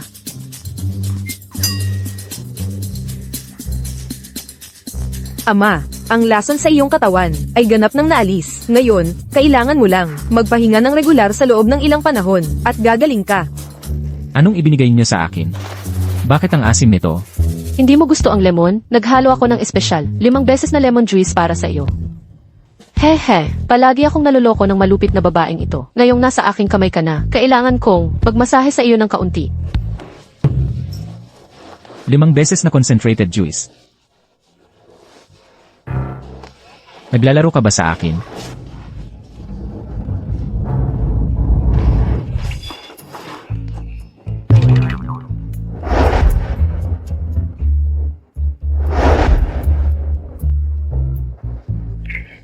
Wow, mas matigas pa ito kaysa dati. Ano ang matigas? Ang mga babae talaga, hindi marunong mahiya kapag nagsasalita.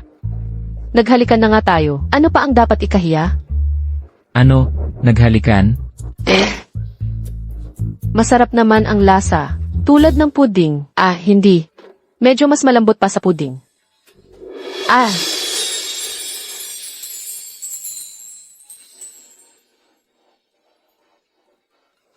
Wow, ang ganda ng inyong pagsasama. Lola.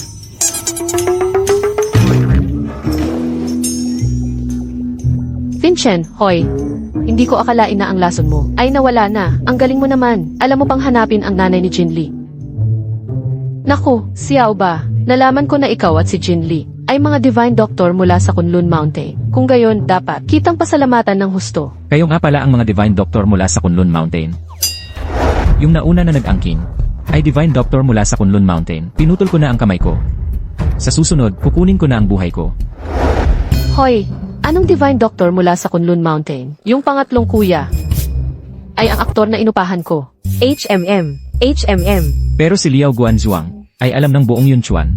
Sa totoo lang siya. Noong una, ay iniligtas ko at ni Jinli. Kaya naman,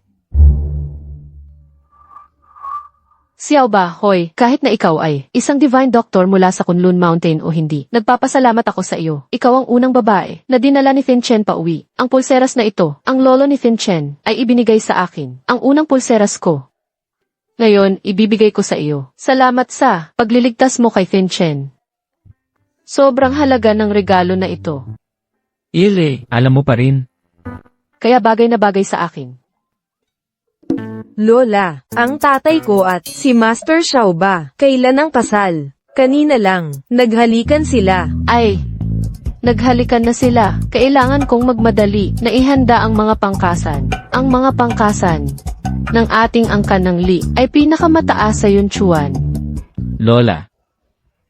Ngayon tayo ay kararating lang mula sa auction. Pagod. Dapat magpahinga na tayo. Lola, pumunta ka na sa kwarto. Okay, ikaw talaga. Ay, tatay, ngayong gabi, ikukwento mo ako ng anong kwento.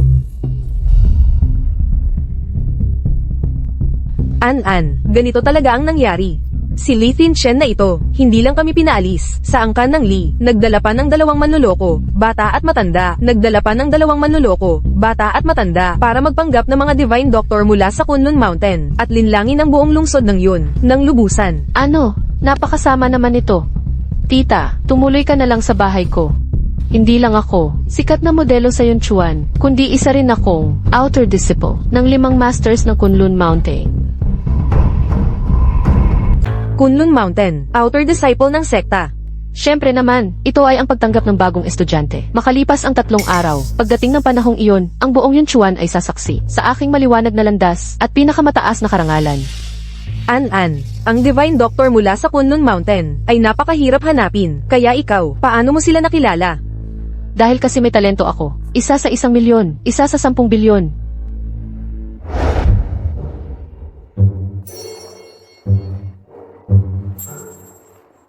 Pagbati po, Master 5. Nitong mga araw, medyo napapagod ka.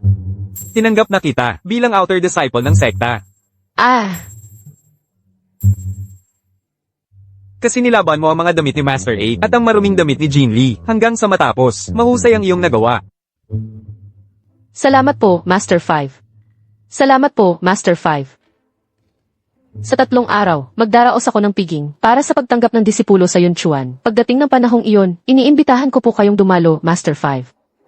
Pupunta ako sa tamang oras. CJ. Sa totoo lang, noong una gusto ko ring mapangasawa si Li Chen, pero yung taong iyon ay masyadong sarili niya. Pero hindi na ito tulad ng dati. Ngayon, ako ay isang outer disciple ng Kunlun Mountain. Mayroon ng dignidad, siguradong matutuwa siyang pakasalan ako kapag napangasawa ko na ang angka ng Li. Pagdating ng panahong iyon, makakabalik na sila. An-an, talagang magaling ka.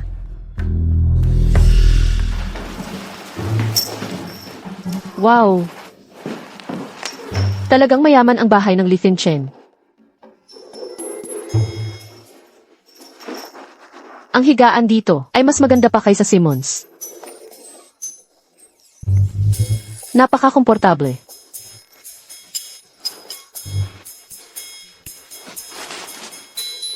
Ang lambot. Mas mabuti pang maligo muna ako. Baka masayang ang lambot ng higaan na ito.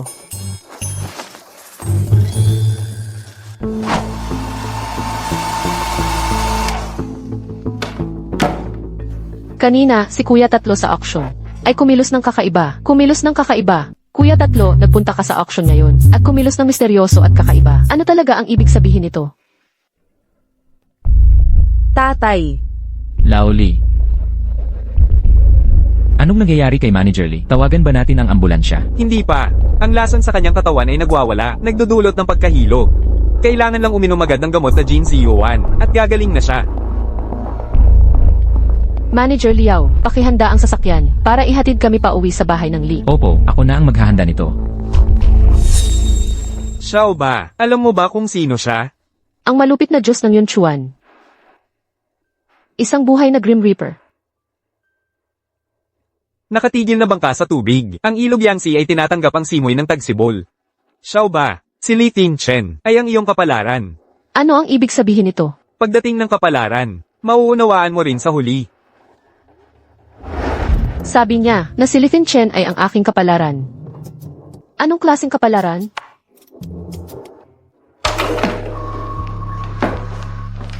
Li Chen, anong gagawin mo?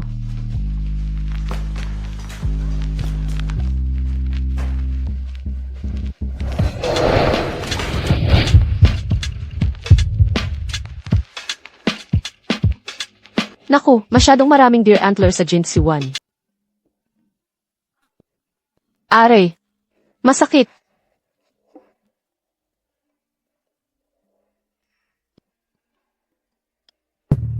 Anong nangyari?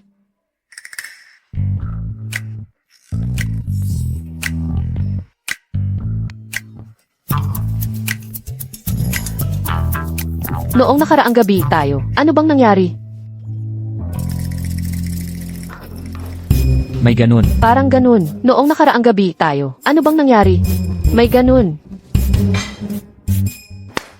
Parang ganun. Naku. Diyos ko, anong klaseng kabastusan ito? Ano ba ang iniisip mo? Sino ba ang gagawa ng ganyan sa'yo? May mali ba sa sinabi ko? Siguro, ikaw. Sinampal mo ako ng ilang beses.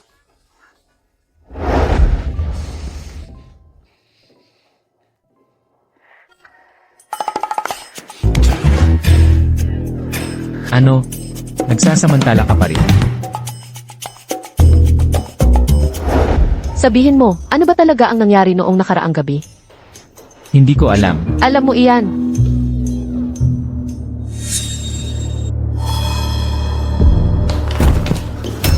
Pakiusap parehong doktor. Hinihiling ko, 2 Divine Doctor, iligtas ninyo ako. Hindi ba ikaw ang tao sa auction kahapon na palaging humahamak sa amin, ang Young Master Zeng namin? Oo, kahapon, ikaw, ay malupit na nagmalupit sa amin. Bakit pa namin kailangang tulungan ka? Kahapon, nagkasala ako sa inyo. Ito na ang aking karma. Ngunit, ang magsisi at magbago ay ang pinakamabuting bagay. Kung hindi, susunugin ko ang sarili ko. Sige, sindihan mo. Sinindihan ko na. Sige, sindihan mo. Kailangan niyang makalakam ng kabutihan. Divine Doctor. Parehong Divine Doctor. Ang anak ko, kahit hindi maganda ang kanyang ugali, hindi naman masama ang puso niya. Ang karamdaman niya ngayon ay napakakakaiba. Pakiusap, 2 Divine Doctor, tulungan ninyo siya. Hinihiling ko, tulungan ninyo siya. Tumayo ka muna. Tumayo ka na.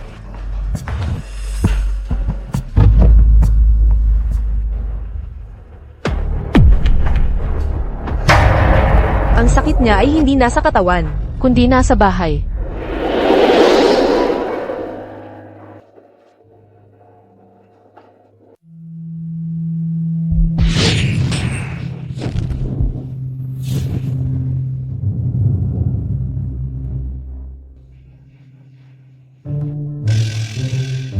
Mabuti na lang, mahigpit ang tatay. Itaboy ang masamang enerhiya. Kung hindi, siguro'y nakaranas na tayo ng masama. Diyos na mabangis, masakit pa rin ba ang puwit mo? Hoy, anong sinasabi mo? Hindi ito panunuyo. Kung ihahambing ang mga lalaki sa mga fighter jet, ikaw, Mr. Lee, ay ang hari ng mga fighter jet. Akala ko hindi ka na magsasalita ng maganda. Fighter jet, tumayo ka muna bago ka magsalita. Ikaw,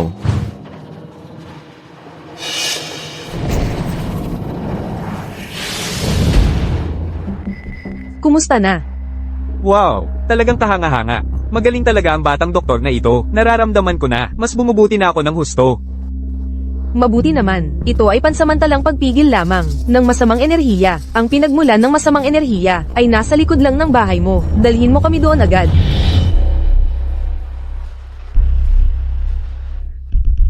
Ito ang likod bahay ko. Itong mga bato. Noon, gusto mo na makuha ni Mr. Lee, hindi ba? Binigay ko sa Master Chin Lianguan para sa paghula. Hindi ordinaryo ang batong ito. Mayroon itong cosmic energy na kayang baguhin ang mundo. Ito ay isang mahiwagang bato, isang beses sa 1,000 taon.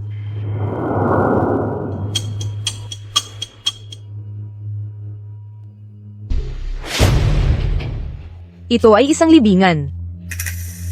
isang sementeryo. Paano ito nangyari? Hindi ito maaari. Itong bilya ay second-hand na bahay. Namatay ang ahente. Naglakas loob silang linlangin ako na bumili ng bahay na pinamumuguran. Hindi. Ang bahay mo ay naging sementeryo kamakailan lang dahil may mali sa bato. Tama si Jingli, tawagin mo agad ang mga tauhan mo para ilipat ito. Kahit sino, bilis, dali, tulong.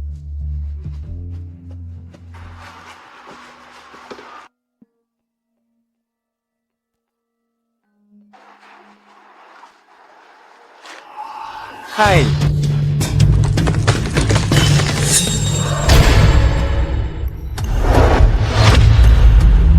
Tatay, hindi sila taga-restaurant. Pamilya sila ni Emily. Manteng. Jingjing. Bakit kayo namatay? Hindi ba ito ang pamilya ni Li Ziming? Pamilya ba ito? Si Mr. Zing na halos walang kinalaman. Mr. Zing, bakit ka umiiyak ng ganito? Bakit kayo? Bigla na lang. Manteng. Nang una kang lumapit sa akin, hindi ko dapat inisip ang sarili ko at hindi ko kayo tinanggap. Ano ba talaga ang nangyari? Pakiusap, Ying Zeng, tunay naming anak si Jingjing. Sinabi ko na sa'yo na, kailangan mong hiwalayan muna si Li Ziming bago ka lumapit sa akin. Kung hindi, paano kita bibigyan ng posisyon? Ang taong ito ay hindi madaling sumuko. Pakiusap, Ying Zeng, tanggapin niyo kami. Kung mananatili pa kami kay Li Ziming, mapanganib ang buhay namin. Pakiusap, tatay. Nakakatakot talaga ang babaeng iyon. Heto ang libu-libong piso. Gamitin mo, bilasan mong makipagdiborsyo. Kung hindi, walang mangyayari. Ako ang nanakit sa kanila. Ako ang ugat ng lahat. Tila mayroong pumatay sa mag-ina at ikinulong sila sa bato sa iyong bahay dahil ang mga buto ay hindi nailibing, hindi nakatanggap ng kapangyarihan ng lupa. na nagdulot ng masamang enerhiya. Ang taong iyon, ginamit ang iyong kapalaran upang gumawa ng gamot. Sino? Sino ang pumatay sa kanila? Kailangan kong durugin siya.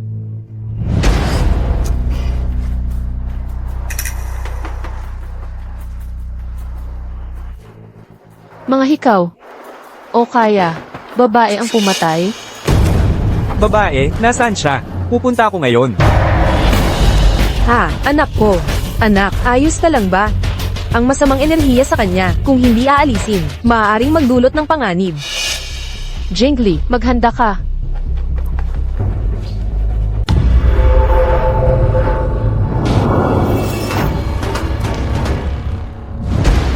Sino iyon?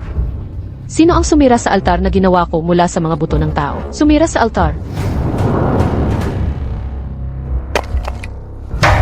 Ito ang regalo na inihanda ko para sa Master 5 tao sa seremonya ng pagkilala sa guro. Pero nabasag ito sa mga piraso.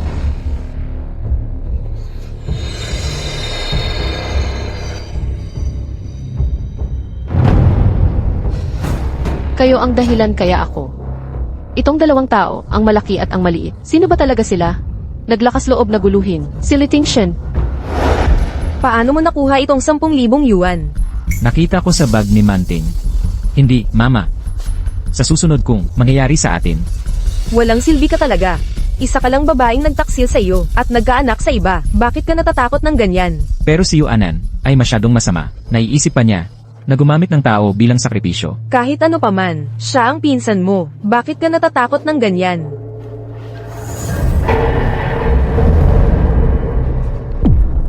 Sa tabi ni Li Tingshen, may 2 babae, ang malaki at ang maliit. Nakasuot sila na parang mga monghe. Kilala mo ba sila?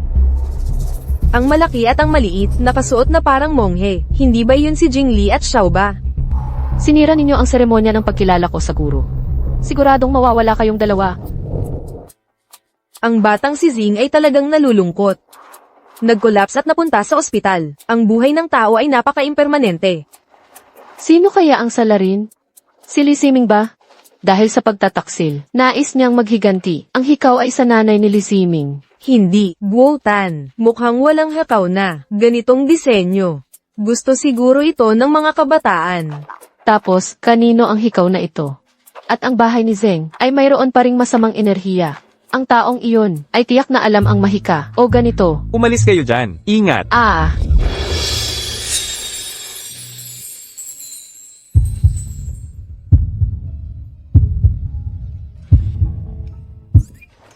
Ang bango. Ang unang tono ay misteryoso at malayo. Ang gitnang tono ay parang nagsusuot ng itim, papasok sa simbahan. Ang huling tono ay naging mainit, sa gitna ng lamig. Hindi. Bakit ko nasusuri ang amoy ng isang lalaki? Nang detalyado. Ang bangka ay tahimik na lumulutang. Ang Yangtze River ay hinahangin ng tagsibol. Xiao ba? Li Tingshen. Siya ang iyong soulmate. Hindi. O baka. Anong nangyayari? Simula nang mahawakan ako ni Li Tingshen. Bakit ganito? Ang init na nararamdaman ko, wala na akong ganang mag-imbestiga sa kaso.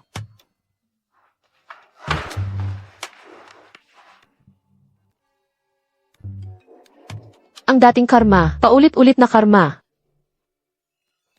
Hindi ko na kaya, kailangan kong uminom ng tubig para lumamig ang aking puso.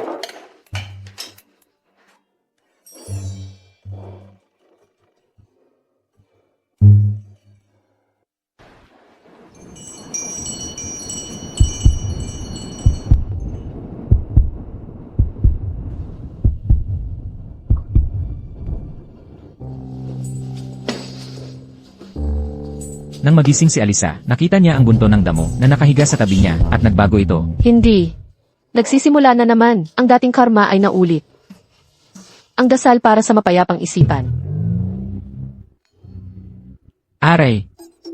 Ang babaeng ito ay masipag pa ring nagsasanay, hindi humihinto sa pagpapaunlad ng sarili. Siyempre naman, ang mga babae, kung determinado, ay kayang gawin ng higit pa sa inaasahan. Talagang kahanga-hanga. CJ.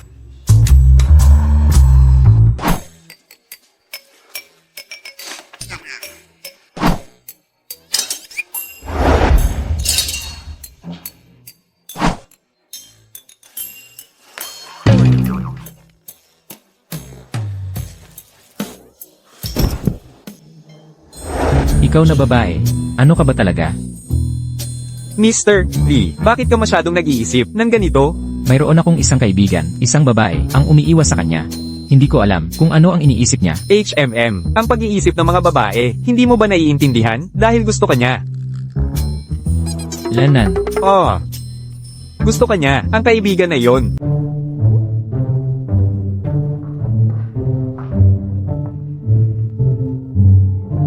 Naku! Jing Lee, tumigil na ako sa paglalaro ng mga hikaw. Pinag-aralan ko na ito buong araw. Mayroon ka na bang natuklasan? Ang ganitong pattern, mukhang sa Chonan lang. Ang mga jewelry shop doon, ang makakagawa nito. Chionan. Ay napakalaki at walang hangganan. Kahit isang jewelry shop lang, siguro ay may 10,000 tindahan na. Jing Lee, ipagpapatuloy pa ba natin ang kasong ito? Of course, hulihin ang salarin at parusahan. Hindi lang para ipagtanggol ang katarungan, kundi pati na rin, makalikha ng kabutihan para kay Papa. Baguhin ang imahe, na tinatawag ng mga tao si Papa na masamang demonyo. Si Papa ay napakabuting tao. Teacher Xiaoba, huwag kang mag-alala. Ganito, sa ganitong antas ng high society, may mga shop lang na nagkakahalaga ng 10 bilyon. Ang makakabili, na filter na, natitira na lang ay 5 shop na ito na pasok sa kondisyon. Maaari ko bang itanong, nakakita na ba kayo nito? Pasensya na po, maaari ko bang itanong, nakakita na ba kayo nito? Hindi po, hindi ko pa nakikita, wala. Tara na. Nakapaglakad na ako ng 50,000 hakbang ngayon. Nakakapanghinayang talaga, walang kahit isang shop, na nagsabing nakakita sila ng hakaw na ito. Hoy, sa tingin mo, posible kaya, binablackmail na pala sila ng taong iyon, para hindi nila sabihin ang totoo. Malamang nga, teacher, nararamdaman mo ba na, ang mga tao sa bus ngayon, mukhang nakakatakot lahat.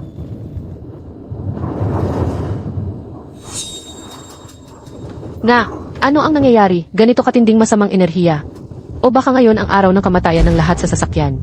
Ngayong araw na ba ang araw ng kamatayan ng lahat sa sasakyan?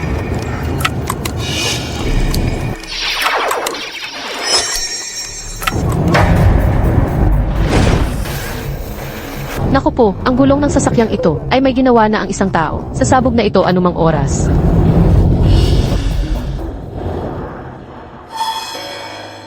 Ang salamangka ng taong ito, pamilyar, parang nakita ko na dati kahit saan. Ang taong ito ay dapat may kinalaman sa masamang nangyari sa pamilyang Zeng. Hindi maaari. Kailangan ko munang iligtas ang buhay nila. Jing Lee, ang sasakyang ito ay sasabog anumang oras. Teacher Xiaoba, nararamdaman ko rin. Teacher, ang sasakyang ito ay malapit ng sumabog. Mabilis, iparada mo ang sasakyan. Ano ang sinasabi mo nang istorbo ka sa konsentrasyon ng driver? Sa tingin ko, ang sasakyang ito ay sasabog na. Hindi, totoo ang sinasabi ko. Paniwalaan mo ako. Mabilis, iparada ang sasakyan. Teacher, magandang ideya ba ito? Maaari ka munang magparada. Kami ni Teacher Xiaoba ang bababa sa sasakyan. CJ. Hoy, ano ang ginagawa ng dalawang iyon? Ang batang ito, hindi ba sila mga human trafficker? Huwag na huwag kang hihinto. Ano? Dati, ang anak ko ay kinidnap ng mga human trafficker. Ikaw, ako, papatawan kita ng kamatayan. Hindi po. Lola, kalma lang po muna. Hindi po ako human trafficker. Ang sasakyang ito, malapit nang sumabog ang gulong at gumuho. Lahat ng nasa sasakyan ay mamamatay. Sabihan mo agad ang driver na iparada ang sasakyan. Ako, huwag kang magsalita ng walang kwenta. 30 taon na akong nagmamaneho. Hindi pa ako nagkakaroon ng aksidente kahit minsan. Huwag kang magsalita ng padalos-dalos.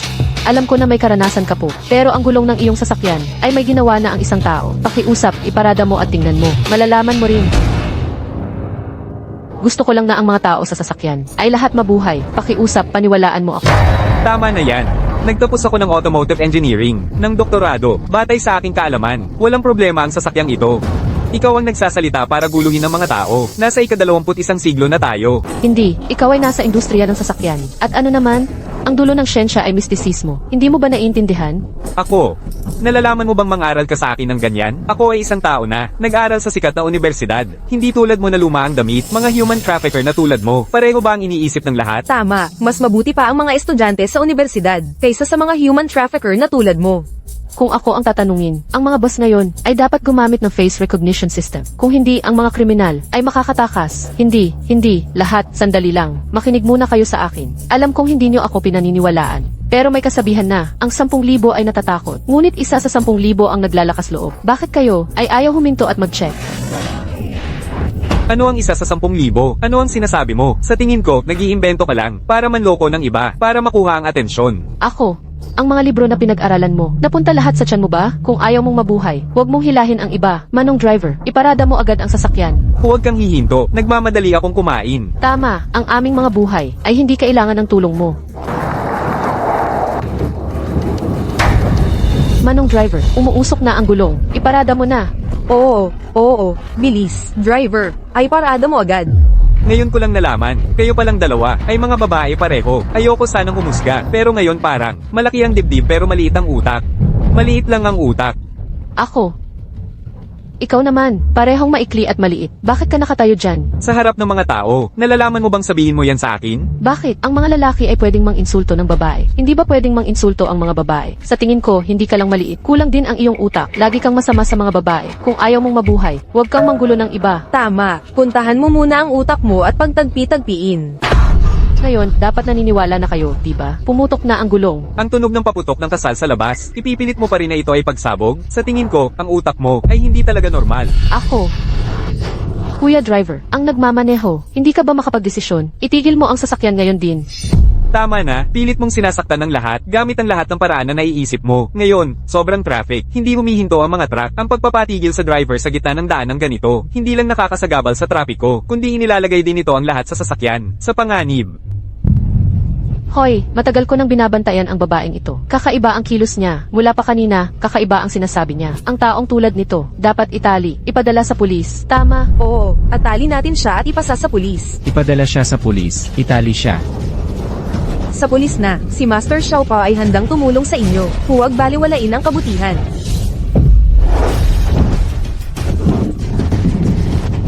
Hindi.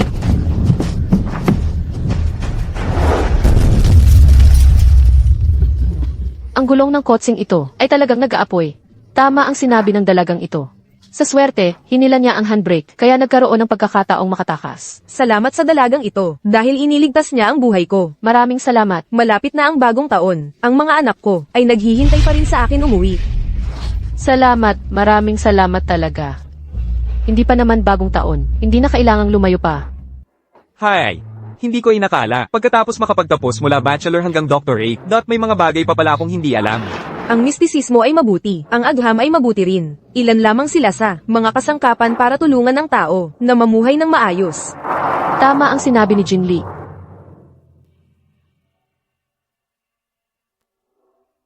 Tama na, bumangon na tayo. Salamat, Binibini.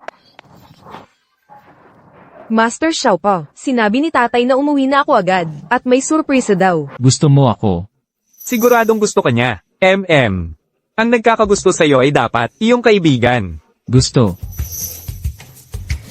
Dahil gusto ka niya, gusto rin siya ni Xiao Jinli. Kami ay magiging pamilyang tatlo sa madaling panahon. Sa ngayon, kulang na lang na umamin siya sa akin at pagkatapos sasang-ayon ako. Sa darating na yon, kami ay tunay na magiging isang pamilyang tatlo. Engan. Hindi na kailangang maghirap ng ganyan. Formalidad na lamang ito. Sa anumang paraan, sasang-ayon ako sa'yo. Manager Lee, si Xiao pa ba ay magtatapat sa'yo, totoo? Siyempre, Pero sa tingin ko, tinatrito ka niya, na parang hindi siya interesado. Sa halip, mas lalo ka pang hindi niya gusto. hindi mo naintindihan, kailangan nating maging isang pamilyang tatlo. Ang bagay na ito, pansamantalang paglayo, ay hindi mahalaga. Bumalik na siya, bilisan mo, umatras ka.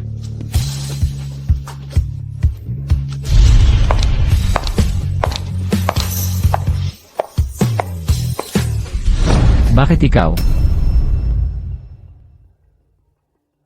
Master Xiao Pa. Ngayon, ang taong nasa tabi ng sasakyan, na nanloko sa atin, nakasuot ng kapa, ang babaeng may maskara. Sino siya? Nakita mo rin, di ba? Esan, ang babaeng iyon, ay malamang ang sumubok pumatay kay Limanting at kay Jingjing. Gumamit siya ng mahika, sobrang lupit. Lamang, paano natin masusuri? Master, maaari mo bang kunin ang impormasyon mula sa alaala ng tao? Kapag dumating ang oras, kunin ang amoy mula sa alaala, at ihambing ito sa amoy ng hakaw. Ang katotohanan ay mabubunyag. Tama. Ngunit ang aking mahika ay magagamit lamang sa gabi. Umuwi ka na at kumain muna. Nagulat mo ako. Master pa, tingnan mo ito. Ang model na iyon, nakakatakot talaga. Kung masungit pa siya, walang lalaking magtatangkang pakasalan siya. Hindi tiyak, maaaring bulag ang ilang lalaki.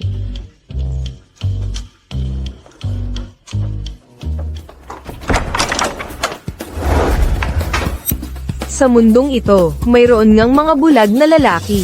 Ano ang ginagawa ninyo?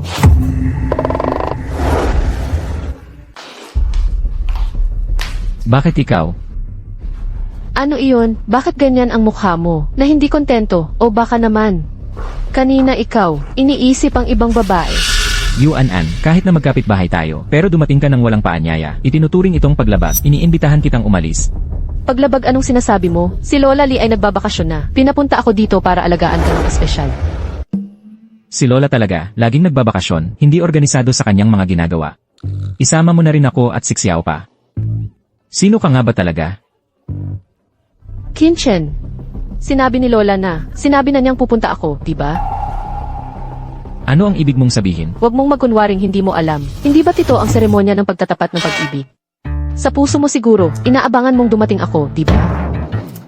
Kahit nasabihin ko na, ang proposisyon sa kasal ay isang bagay na lalaki ang dapat gumawa. Ngunit ikaw, Lee Kinchen, ikaw ang lalaking napupusuan ko. Ako ay isang taong hindi sumusuko kaninuman.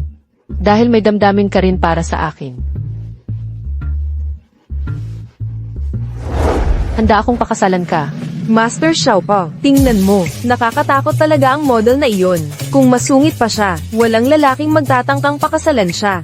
Hindi tiyak, maaaring bulag ang ilang lalaki. Ngayon ko lang nalaman, sa mundong ito, talagang may mga bulag na lalaki. Ano ang ginagawa ninyo? Tatay. Dad, hindi ka sumusunod sa mga patakaran ng lalaki. Yung dalawang babae na naman, sumabog yung boss, pero nakaligtas sila. Iniwan kami na kasing ganda ng bulaklak, hindi pinapansin si Profesor Xiao ba. Bumalik sa pakikialam sa, yung pangit na babae sa advertisement, walang katapusan, talagang ayaw kong tingnan. Hoy, batang to, sino ang tinatawag mong maganda? Ikaw, mukha kang ahas, malabo mata, makapalang labi, puro plastic surgery. Nagsasalita ka na naman ng walang kwenta. Mag-ingat ka baka mapagdiskitahan kita. Tama na. Umalis na kayo sa bahay ko. Ayoko umalis.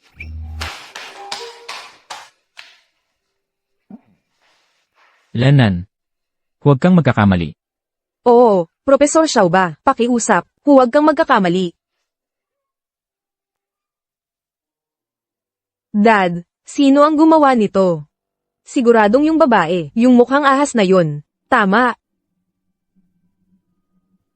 Hindi, ako ang gumawa. Tapos sinabi mong huwag magkamali? Ah, Naghanda si Dad ng mga lobo, mga rosas, at isang maliit na teddy bear. Paano hindi ako maghay-hinala? hindi, kahit ako ang nag-ayos nito, pero ako, Pero hindi mo inisip na. Naghanda ka ng sorpresa para sa kanya. Hindi ikaw ang naghahanda ng sorpresa para sa kanya, di ba? ah, Hindi ako magkakamali. Masamang lalaki. Dad, talagang kahanga-hanga ka. pinupuri mo ba ako? Profesor Xiao ba, simulan na natin. Jin Lee, kailangan kong maging mabait sa lalaking iyon na walang kwenta. Gagawa na naman ng mabuti para ayusin ang imahe niya. Huwag kang gagawa ng hindi buo. Profesor Xiao ba, ayaw ni Profesor na mahuli ang mamamatay tao, para matahimik ang mga kaluluwa ng inosente. Alaynan. CJ, ginagawa ko ito para sa mga biktima. Okay.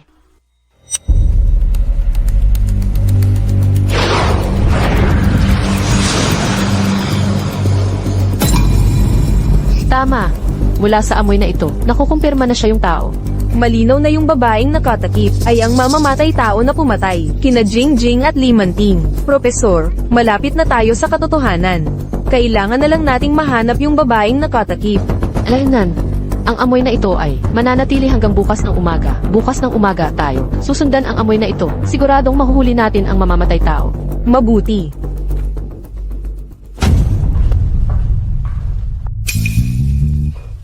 Gising ka na? Ito ang pagkain na inihanda ng mga chef mula sa 5 bansa, ginawa para sa inyong lahat.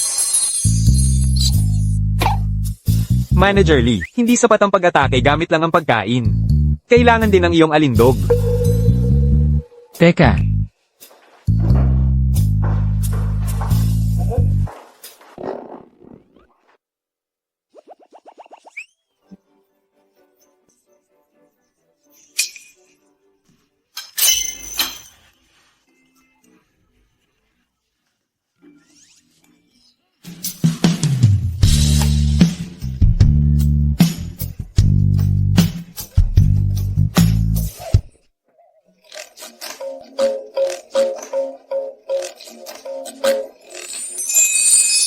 Alangan. Dahil sa mabahong tofu na ito, pinatawad na kita. Nagkasundo na kami. Profesor Xiaoba, tingnan mo. Naubusan na ng lakas ang mga koneksyon ko dito. Ang mamamatay tao na pumatay kay Limanting at sa nanay niya. Siguradong nasa paligid lang. Pero ang daming tao dito. Mahirap hulihin. Tama sa dami ng tao. Kung may mamamatay tao na nagtatago, ang mga taong ito ay tiyak na mapanganib. Nako, itong 2 pulubi. Yung babaeng nag-propose kay Liting Shen kahapon. Ito ang pinakamahal na antique shop sa syudad. Kayo dalawa. Mababahong pulubi. Ang perang dala ninyo, hindi aabot ng 10 yuan, di ba? At gusto pang, umasta na parang mataas na lipunan. Bumili ng mga antigong bagay. Nakakatawa na nanggagaling kayo para bumili. May pera ba kayo? Kayo, 2 demonyo. Kahapon, dumidikit kay Liting Shen. Sinira ang proposal ko. Ngayon, nakakahiya pa rin ang itsura ninyo. Sa harap ko ulit. Kayo ang mukhang talunan. Huwag na kayong lumapit pa sa tatay ko. Ang Profesor Xiaoba ko, nahalikan na ang tatay ko. Walang lugar para makialam ka. Isang halik lang, ano naman? O hahawakan at lalambingin pa? Tama ang hula mo. Hindi lang ako humalik, kundi humawak at naglambing din. Ang nakuha mo lang ay ang segundaman sa akin. Kayo, 2 basurero, para lang makuha ang puso ni Liting Shen. Kaya kayo nakadepende sa bahay nila. Hindi ako katulad ninyo. Ako ay disipulo ng Kunlun. Ito ay handog sa master. Hintayin ang seremonya ng pagtanggap ng disipulo. Malalaman mismo ni Liting Shen. Sino ang babaeng nagdala sa kanya sa tagumpay? Sa panahong iyon, kayong 2, tiyak na mapapatalsik. Profesor Xiaoba, nauubusan na ng koneksyon dito. Uuwi na muna tayo. Sige na, umalis na tayo. 2 babae, naglakas loob na baliwalain ako. Bukas, ang seremonya ng pagtanggap ng disipulo. Sa bahay ng mga Li, ang oras ng kadakilaan. Alam na ni Liting Shen, kailangan sumuko. Sa panahong iyon, Hindi pa natin nahuhuli ang mamamatay tao ngayon. Pero kanina, bumili ng maraming anti-gang bagay. Nagkakahalaga ng 10-10 milyon. Siguradong matutuwa si Dad. mahusay ang iyong pagpili. Siguradong magugustuhan ni Liting Shen. Baka siya ay maging masaya. Maaari kong makita. 2 pinto. 2 pinto. Profesor Xiaoba, ano ang 2 pinto? Wala lang, wala lang. Hindi dapat malaman ng mga bata. Dad. Bakit hindi maganda ang ekspresyon ni Dad? May sakit ka na naman ba? Ayos ka lang ba? Ayos lang, yung amoy lang ng mabahong tofu kaninang umaga, hindi pa nawawala, medyo nahihilo. Okay lang si Dad. Naghanda rin ako ng regalo para kay Dad. Pag nakita niya to, gagaling agad si Dad.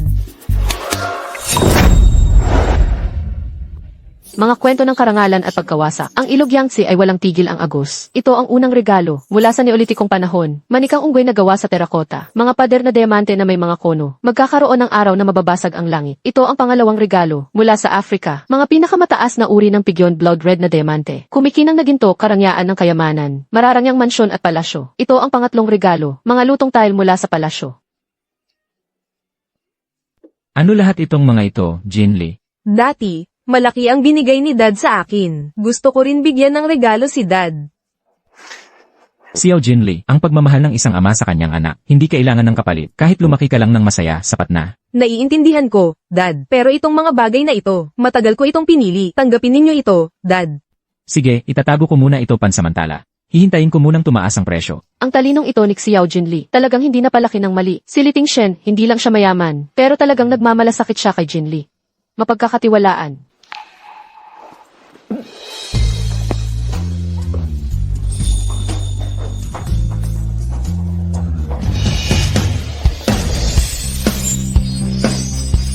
Tungkol kagabi, siguro may kaunting hindi pagkakaunawaan. Ito ang pinakamahalagang bagay sa buong mundo, Oberon Whitemon. Tadhana o isang kasalanan sa kasal? Ang singsing na ito, o mali ba ang pagkakaintindi ko? Hindi ba niya ito inihanda para sa babaeng iyon kahapon, tapos magpo-propose siya sa akin? Ang 1 gramo nito ay nagkakahalaga ng bilyon-bilyon. Ito ang tipak na pinakamalaki sa mundo. Nagkakahalaga ito ng 50 bilyong piso. Dapat ko ba siyang tanggapin? Masyado pang maaga, Diyos ko. Umaasa akong tatanggapin mo ito para maging pamilya tayong 3 kasama ako bilang ina ni Jingli. Isang proposal na ganito ay hindi kagaya ng panaginip ko kahit kaunti, ina ni Jingli. Bakit hindi ka maging asawa niya? Alaynan, ang singsing na ito. Proposal ba? Hindi, isang proposal. Binigyan mo ako ng singsing sa kalingkingan. O baka, gusto mong mag-date nang hindi kasal? Kung gusto mong mag-date ng hindi kasal, masaya akong pumayag ayon sa gusto mo.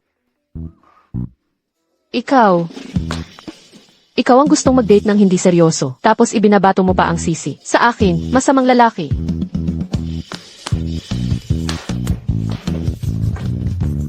Tatay. Hindi marunong pumili ng singsing pangkasal. Walang common sense. Hey, hintayin mo ako, Professor Xiao pa. Okay ka lang ba, Ginoong Lee?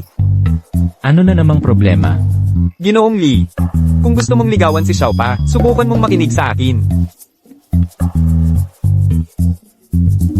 Naubos na lahat. Wala nang natira. Para sa'yo. Master Wu, ang mga handog para sa guro ay naipadala ko na sa Bundok Lumina. Bukas ang seremonya ng pagtanggap ng estudyante. Ipapadala ko sa iyo ang lugar. Pakiusap, dumating ka sa tamang oras. Okay. Hindi ko inakala na ang taong ito, si Yuanen, ay may ganoong kahusay sa pagtingin ng mga anti-gang gamit. Okay din naman yan. Pero kung ikukumpara kay Jingli, medyo mas mababa pa rin. Sino ba ang makakapantay kay Jingli? Pero sapat na ang ganito, napakaganda na. Sapat na ang ganito, napakaganda na. Ang estudyanteng hindi direkta na tinanggap mo, hindi lang magaling maglaba. Ang mga damit ni Jingli at Xiao Pa, pero tunay na may kakayahan. HMM. Bukas ang kanyang seremonya ng pagpupugay sa guro. Sama tayo. Isang estudyanteng hindi direkta, hindi naman kailangang pumunta. Bukas, bababa ako ng bundok para bisitahin si Jingli at Xiao Pa. Sige. Kung gayon, pagkatapos ng seremonya ng pagpupugay sa guro, sasama ako sa'yo para hanapin sina Jingli at Xiao Pa. Sige.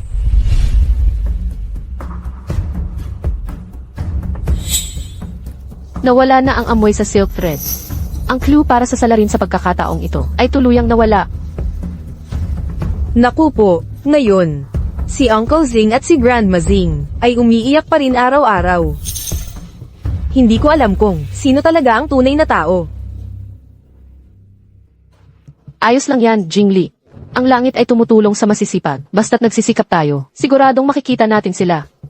Dagdag pa, hindi ito maaaring madaliin. Ang babaeng nakatakip ang mukha ay palaging masama ang tingin sa atin. Ngayon, hintayin na lang natin siyang lumabas. HMM, makinig ka na lang kay Professor Xiao pa. Nagkamali ako kagabi. Narito ang Boston Lobster, steamed lobster, at maanghang na hipon. Masyadong maalat ang pagkaing ito. Matabang ang isang iyon at mamantika ang nasa gitna. Galit na galit si Professor Xiao pa. Kahit pagkain, hindi na siya makakapagpakalma.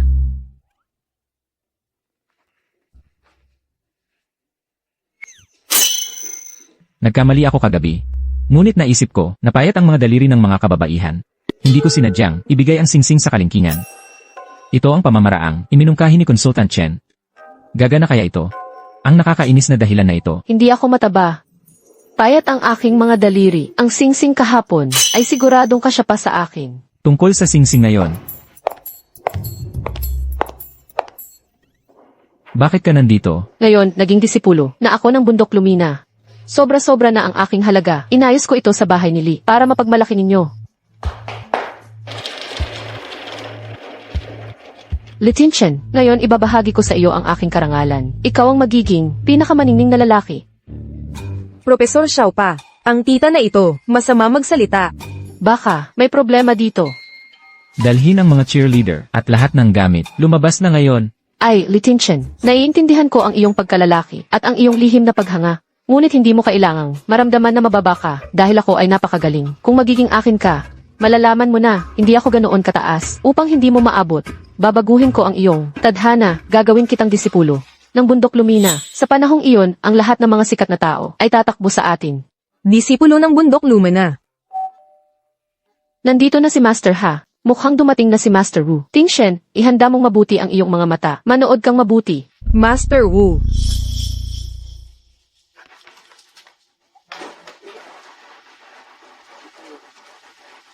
Hello, Master Wu.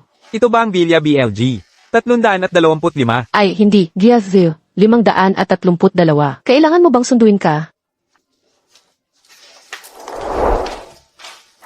Hindi pa ba dumarating si Master Wu? Hindi pa ba dumarating si Master Wu? Ang iginagalang na si Master Wu ay iginagalang. Saan man siya pumunta, tanging tunog ng tambol at gong lamang. Bago dumating, kailangan maghanda ng lubusan. Ano ang inyong kinatatawa?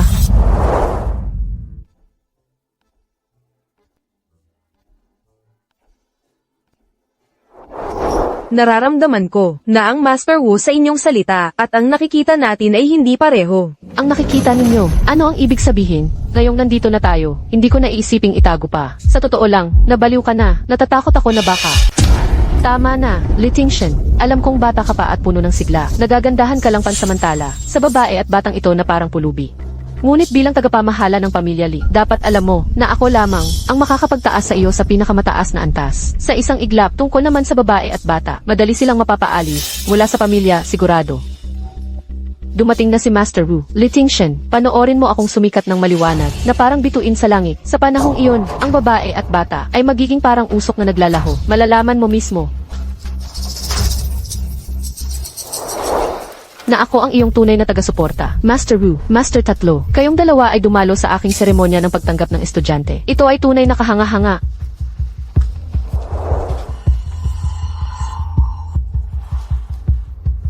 Mangyaring pumasok sa loob, pagbati sa dalawang masters. Kayo ay walang kakayahan.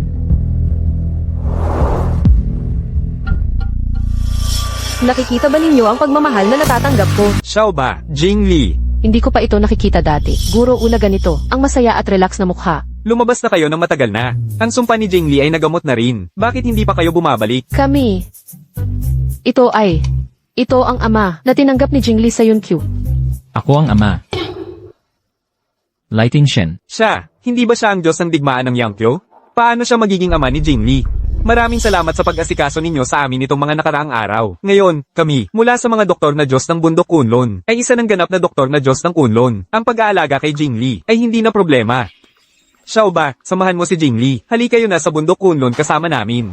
Panglimang guro, kumusta naman ang aking disciple reception banquet? Paumanhin, kailangan ko munang isama ang dalawang paborito kong alagad, pabalik sa bundok. Alam ko na ang tungkol sa disciple reception banquet, hindi na kailangan ng pagkain. Ano ang ibig ninyong sabihin? Naghahanda ako ng napakahirap. Ang reception banquet na ito ng matagal. At kayo lang para sa dalawang babaeng ito. Mga babae, Guro, noong una, nakita kong nahihirapan ka. Tinutulungan sina Xiao Ba at Jing Li sa paglalaba, kaya kita tinanggap bilang disipulo. Ngayon, nilali mo ang dalawa. Ang ganitong klase ng disipulo ay hindi ko kayang tanggapin. Mga mababang tao mula sa paanan ng bundok. Ano ang karapatan mo para maging isang disipulo ng aming bundok Kunlun? Guro, nagkamali ako. Sa katunayan, ako at si Jingli ay mga doktor na Diyos ng Kunlun. Ang aming guro ay kapatid, at siya rin ang guro ni Jingli. Ang babaeng iyon na nagsasabing, siya ay disipulo ng Kunlun, ay malamang kasinungalingan. Kung hindi ninyo kami gusto, sige, pwede ninyong putulin ang mga daliri ninyo. Putulin ninyo na. Totoo pala na kayo ay mga doktor na Diyos ng Kunlun. Bakit niyo ito itinago sa akin? Sabi ni Xiao Ba, ay hindi ninyo gusto ang mga doktor ng Kunlun. Kaya kung malalaman nila ang tunay na pagkatao, puputulan ninyo ang mga daliri namin. Sinabi ko ba yon, napuputulin ko ang mga daliri niyo? Ha? Kahit pa gusto ninyong magputol, ay ayaw ko pa ring ipaputol. Ano po ang sabi ninyo, tatay? Ulitin ninyo. Ama ay hindi kailanman mananakit sa inyo. Naiintindihan ba ninyo?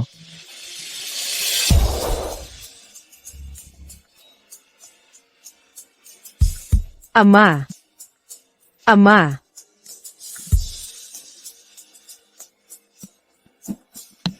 Ama. Huwag po kayong umalis, Ama.